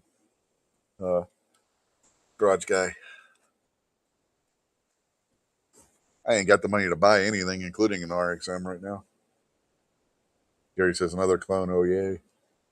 But this one's Magpul and Ruger, so it's different. I know, being and it uses a fire control insert, not not your standard clock way of doing things. The one below that Chris has, this one here, what makes that one special? It's threaded, has a 23 round magazine, I think, 24 round magazine, and it's only $519 MSRP, and its optics cut. So that's the Ross Martin stuff is not expensive. They're cheaper than your standard Glocks. Yeah, the RXM is modular. Yeah, it has the removable fire control group, like what you see with the SIGs. And what is it? The Breda APX, I think. Gary says, "What's next? The collab between Keltec and ProMag." Oh God, heaven forbid. Worst magazines I ever had were ProMag. I had an AK-47 ProMag magazine that wouldn't even lock in the damn rifle.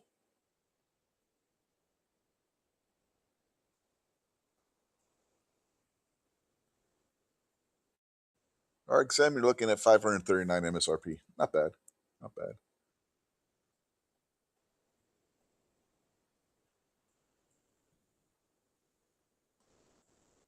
Sig Sauer P11 GTO.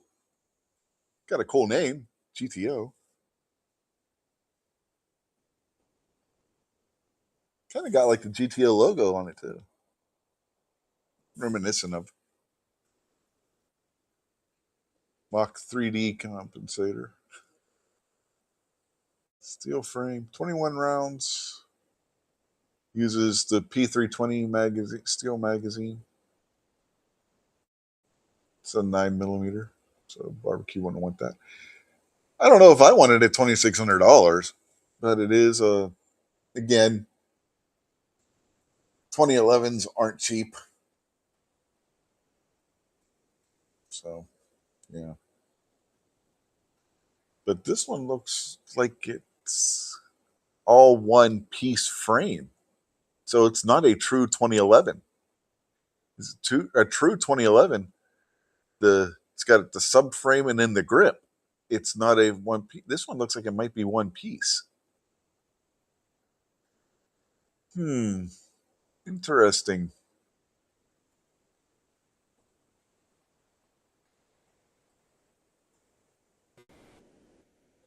There isn't a bracket, Gary.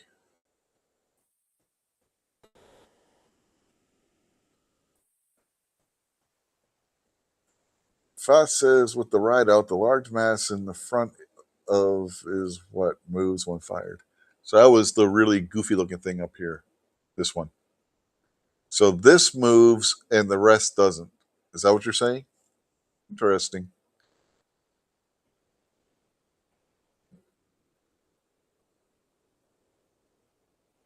But it does have grips back here, so I don't know. It's definitely a weird looking one.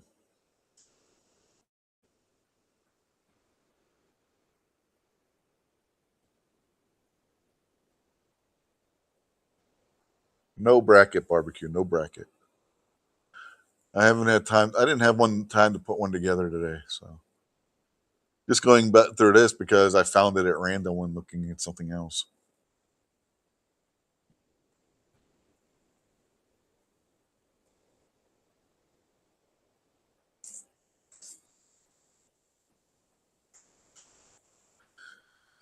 Smith and Wesson Spec Series 6 M&P 9mm 2.0 metal compact. There you go, Rob.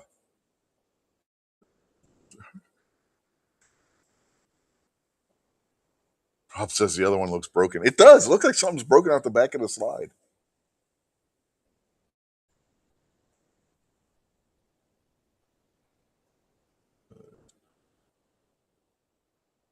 This one comes with the optic pre-installed, so yeah, you're not just getting the pistol, you're also getting the optic, and that's not a cheap optic.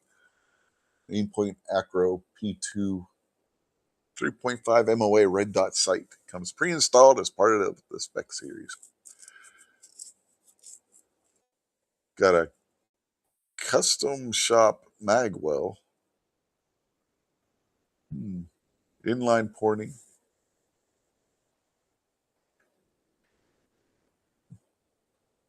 Yeah, it comes with a mailbox on top. It's actually a nice optic. If you haven't checked out the Aimpoint Acro, it's actually a nice optic, but it's big as hell. $1,900 for that one. A large chunk of that price is that optic. We got the Smith& Wesson Model 386 Night Guard. Oh, that's gonna be fun. Scandium. Yeah, no thanks. I no. The Night Guard series includes both the traditional 44 special chambering as well as a 357 Magnum. So you can get this in 44 special or 357 Magnum, but no 44 Magnum.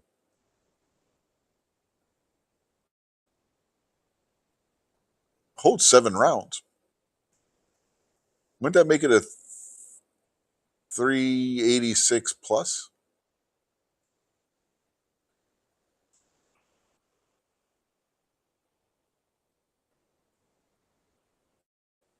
Again, Rob, a lot of the price on that is the optic that is an aim point. Aim point optics ain't cheap.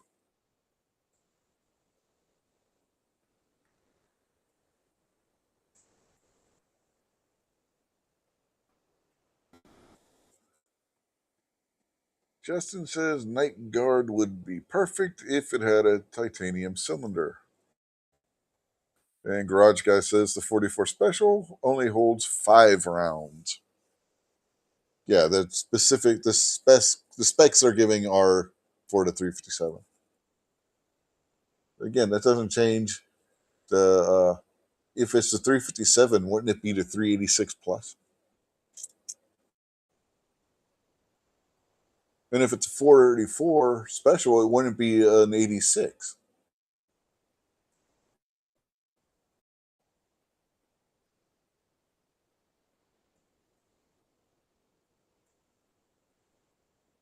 No, they started putting aim points on their handguns, Rob.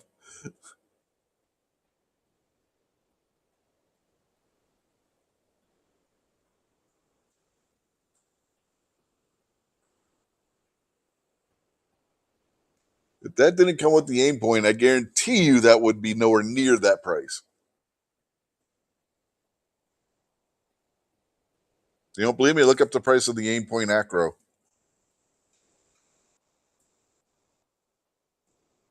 Springfield Armory, 10-8 performance. Developed in partnership with a retired FBI special agent and SWAT firearms instructor, Hilton Yam. This version of the iconic 1911 platform is outfitted with a select 10 to 8-8 performance parts such as reverse recoil spring plug, extended magazine catch, flat trigger, and specialized slide stop. 3 8-round magazines are included. And it is a 45. And it's $2,100 for a Springfield 1911. Yeah, this looks like we're getting into a standard style high power here. Springfield Armory SA 35. Yeah, polished blue. Yep, standard run of the mill.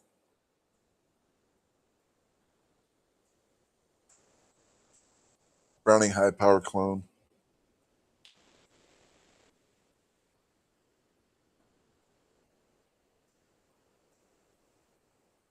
And that's 800 MSRP. Staccato HD C 3.6. This is going to be an expensive one. You see Staccato? Yeah, you better start breaking out the $1,000 bills. Oh, it's actually cheap for a Staccato, relatively speaking. It's still $2,300 MSRP. Standard manufacturing SR1. They're trying this again, but with a regular trigger? Wow.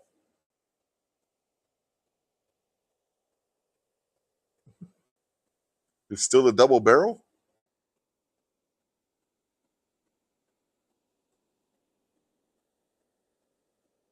I don't know. It doesn't say.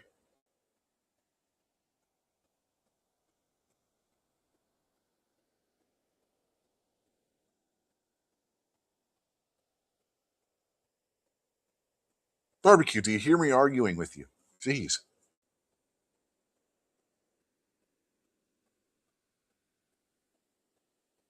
$489 MSRP on that one.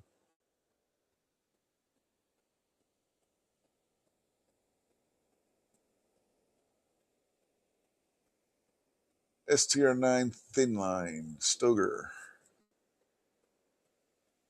Looks like a Stoger Glock clone. Yeah. Well, it's 19 rounds. Not a complete clone then. 700 MSRP on that one. Taurus Judge 20th Anniversary Edition. With fancy engraving, it's still a Taurus Judge. It's got nice looking wood grips on it, though.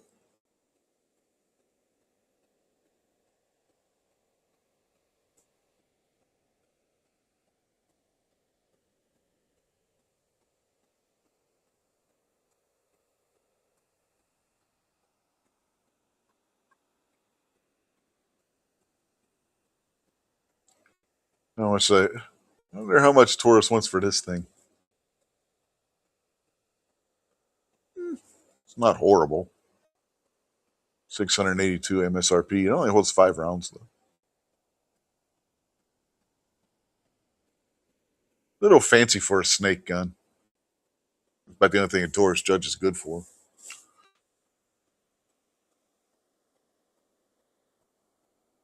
Taurus TX9 Compact and another 9mm.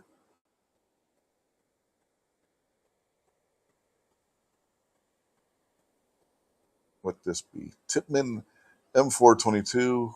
Okay, 22 AR-15 from Tipman. Yep. $1,200 for a 22 AR-15.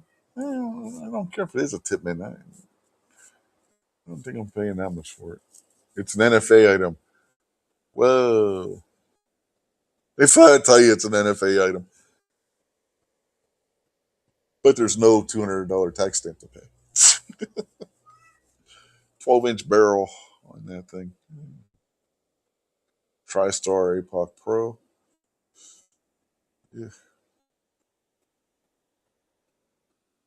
Yeah, that's what I was expecting when I said TriStar. $400 MSRP. 9mm Glock 19 clone.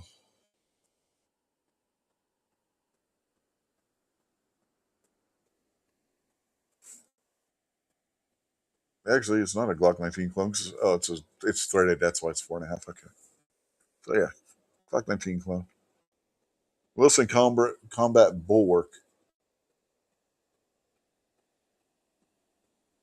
Wilson Combat going striker fired. Oh no, internal hammer. It's still in 1911 style. Okay. Looks striker fired, but nope, it's an internal hammer. And it's a 9mm 15 round capacity. $1,900. And now we're getting to new rifles. This is not a new rifle. Arsenal Inc. SAM 7SF-56 is not a new rifle.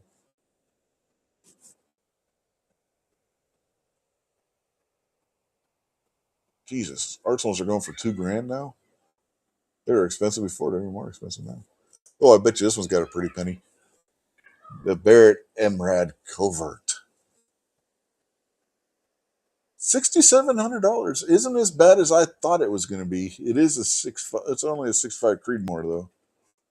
It's still cheaper than what I thought it was going to be.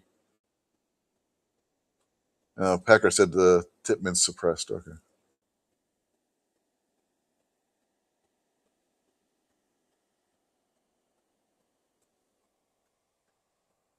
Regera Platinum Stalker.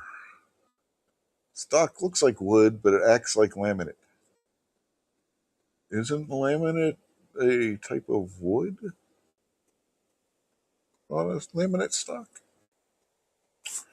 Okay. Weather resistant, lighter weight, and more rigid. Regera's in-house built stainless steel barrels, air-coated action, and it's a Remington 700 style bolt action. Which means Should be fairly decent rifle. 308, 5 rounds. 1750 MSRP. Bighorn Armory Cat 5. It is a lever action with a wood stock and M-lock handguard and pick rail mounted on the top. Looks like it uses a Winchester style ejection, I'm guessing. Or no, no, Marlin maybe, because there is a sight there and this is rounds kick out right in front of the sight. Hmm.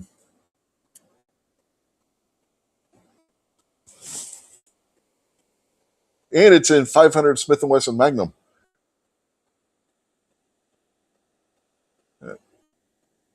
That could be interesting. By the way, it says 500 Smith & Wesson's Magnum is the most powerful commercial handgun cartridge extent. Not so fast. There have been tests comparing the 500 Smith & Wesson Magnum and the 460 Smith & Wesson Magnum, and there are cases where the 460 Smith & Wesson Magnum beat the 500 Smith & Wesson Magnum. It depended on the cartridge and who the manufacturer was.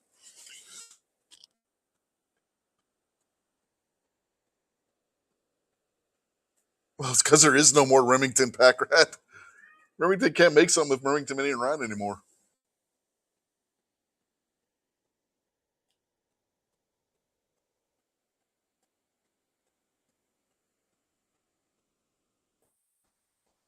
It's also got a threaded barrel.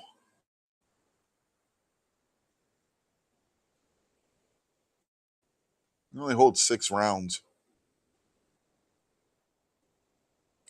For some reason, I think you can get more than 6 rounds of 500 in there.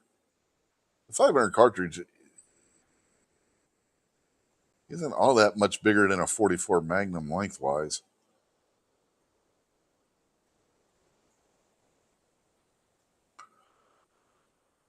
$3,500 for that thing. Blazer R8 Professional 2.0. Wow, you're talking about going from one extreme to the other on this one? It goes from 17 HMR to 500 Jeffrey. Itty bitty little round, great big round. They're not playing around. They had all kinds of stuff available in this one.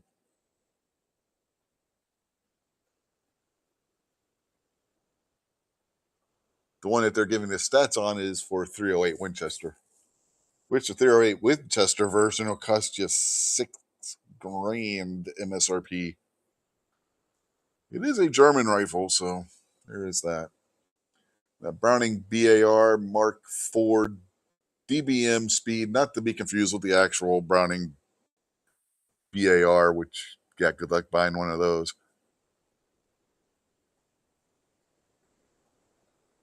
This one is in 308 and it's $2,000 MSRP. Chiappa 1892 core with M-lock in the wood stock. Interesting design choice. It uses a Winchester style extraction, but they angle it out instead of going straight out the top so that you can still put an optic right over top of the receiver. Interesting choice. Interesting design. And it's in 44 Magnum, and it's only 1,100. That's not terrible compared to competitors from Henry and other, in the ballpark. Christensen Arms Ridgeline Safari. This one will cost you a penny, pretty penny. Wow. Let's say what 7mm, 300 Win Mag, and 375 H&H. Yeah. Anybody got an elephant you need killing? Well, it also comes with 7 millimeter PRC as well. That's not too bad for Christensen arms. It's only 2150 MSRP.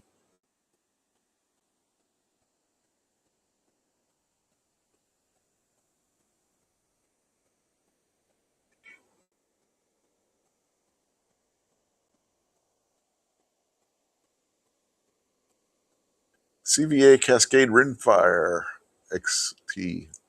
Ooh, CVA's gone into. Hmm, yeah, they have because it also says it has a centerfire version. Hmm. CVA used to be muzzle loaders only. Interesting.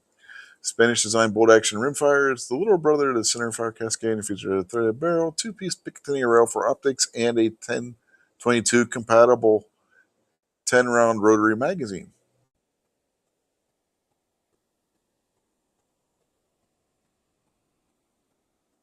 And its MSRP is $400. Not terrible. Not terrible at all.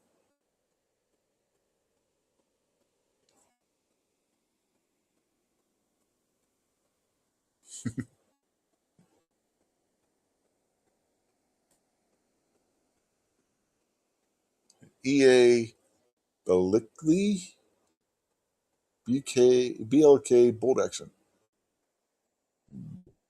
Is it there in blackout maybe? Another Remington 700 design.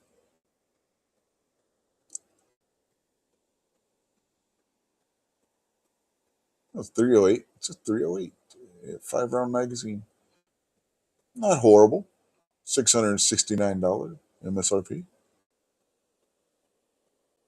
FM Products Ranch Rifle ISU 556G2. Hey, Rob, this is for your state, except for it's suppressed.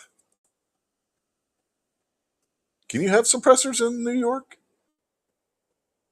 No, some states you can't. Oh,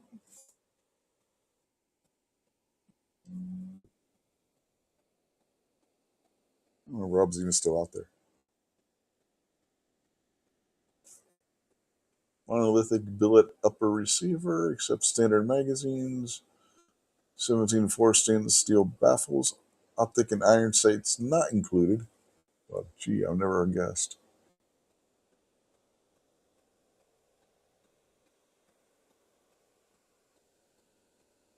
It says 30 rounds.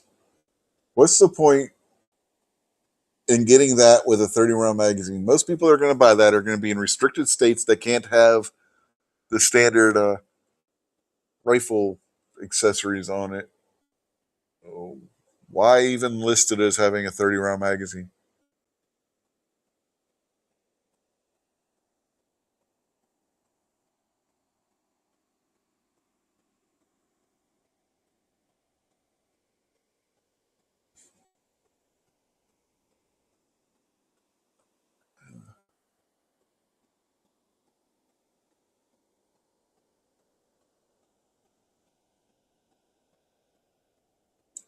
If you get it without the suppressor, that would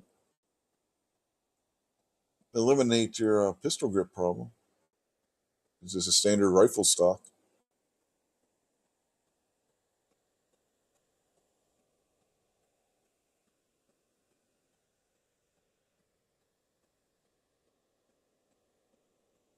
And one would have to assume that price would drop without the suppressor.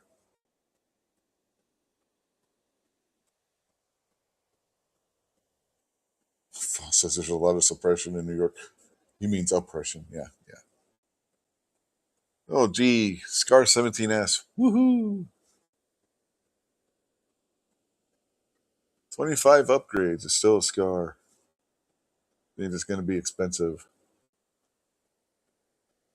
What, 3 grand, you think? Whoa! Boy, the price on them went up. 4 grand MSRP. Holy hell.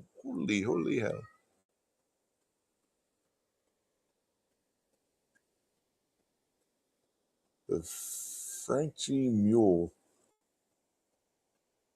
223 Remington bolt action rifle.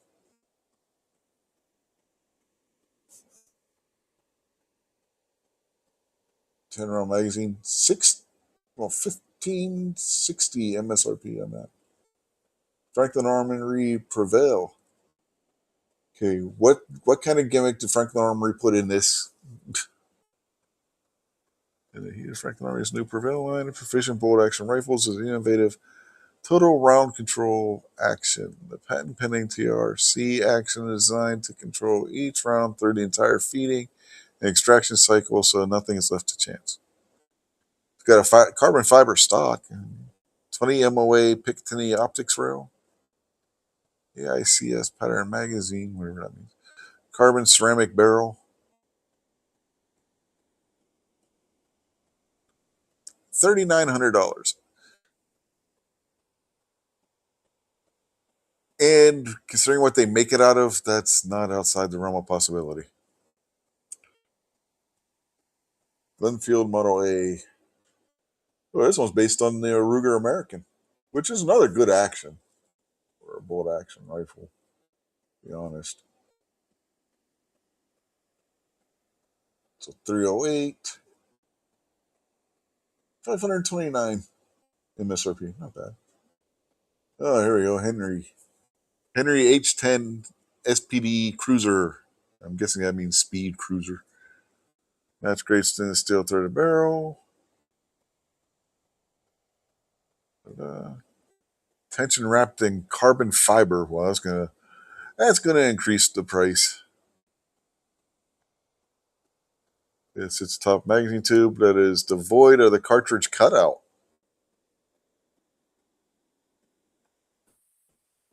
They were keeping that on the Kingsgate one for unloading the rifle, but they got rid of it altogether on this one. Interesting. It's a 4570,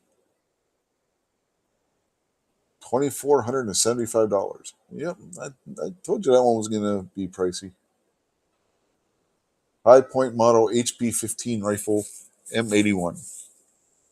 I actually got to check out some of these Great American Outdoor Show. They're not too badly built from what I could tell. I haven't shot one, but yeah. $699 MSRP. Italian Firearms Group 1805 Baker rifle. 1 in 120-inch twist rate. Wow. That is 625 caliber. Single shot. Well, I would never have guessed it's a muzzle loader. It says it has good range.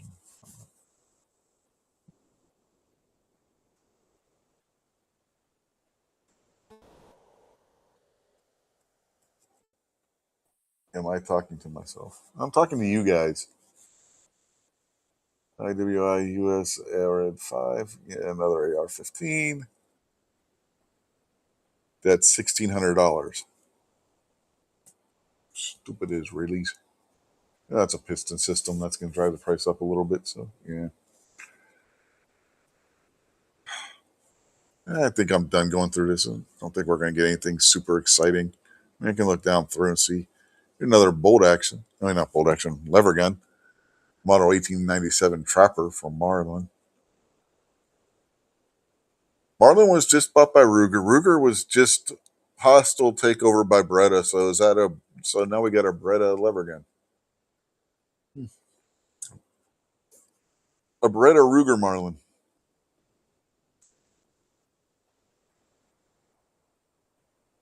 That's a 10 millimeter.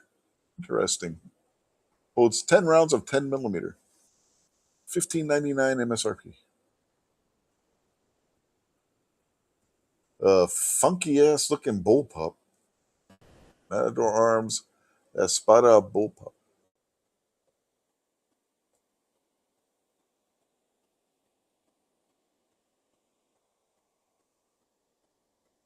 It's a 9 millimeter. Maximum Defense MD-15 Duty Precision. 6mm PRC or 5.56 NATO. 1895.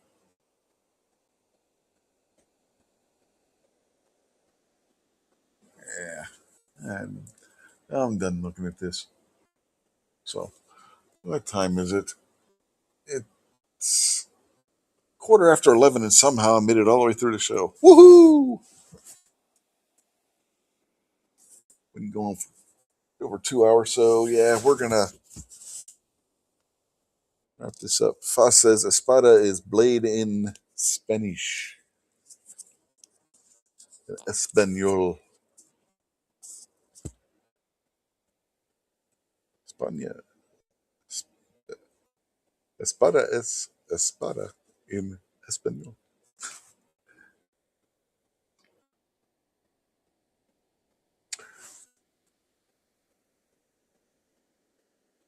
Packer says FN has a new rifle. It's a short stroke AR style. Interesting. Short stroke gas piston style AR-15. Yeah. Alrighty. Well, we are going to wrap this up and call it a night. So I want to thank everybody out there for watching on YouTube, Rumble, and X. And hopefully, if Gizzard Gary doesn't have any issues, we will be on his show tomorrow night. And until then, we will catch y'all later. Have a good night, everybody.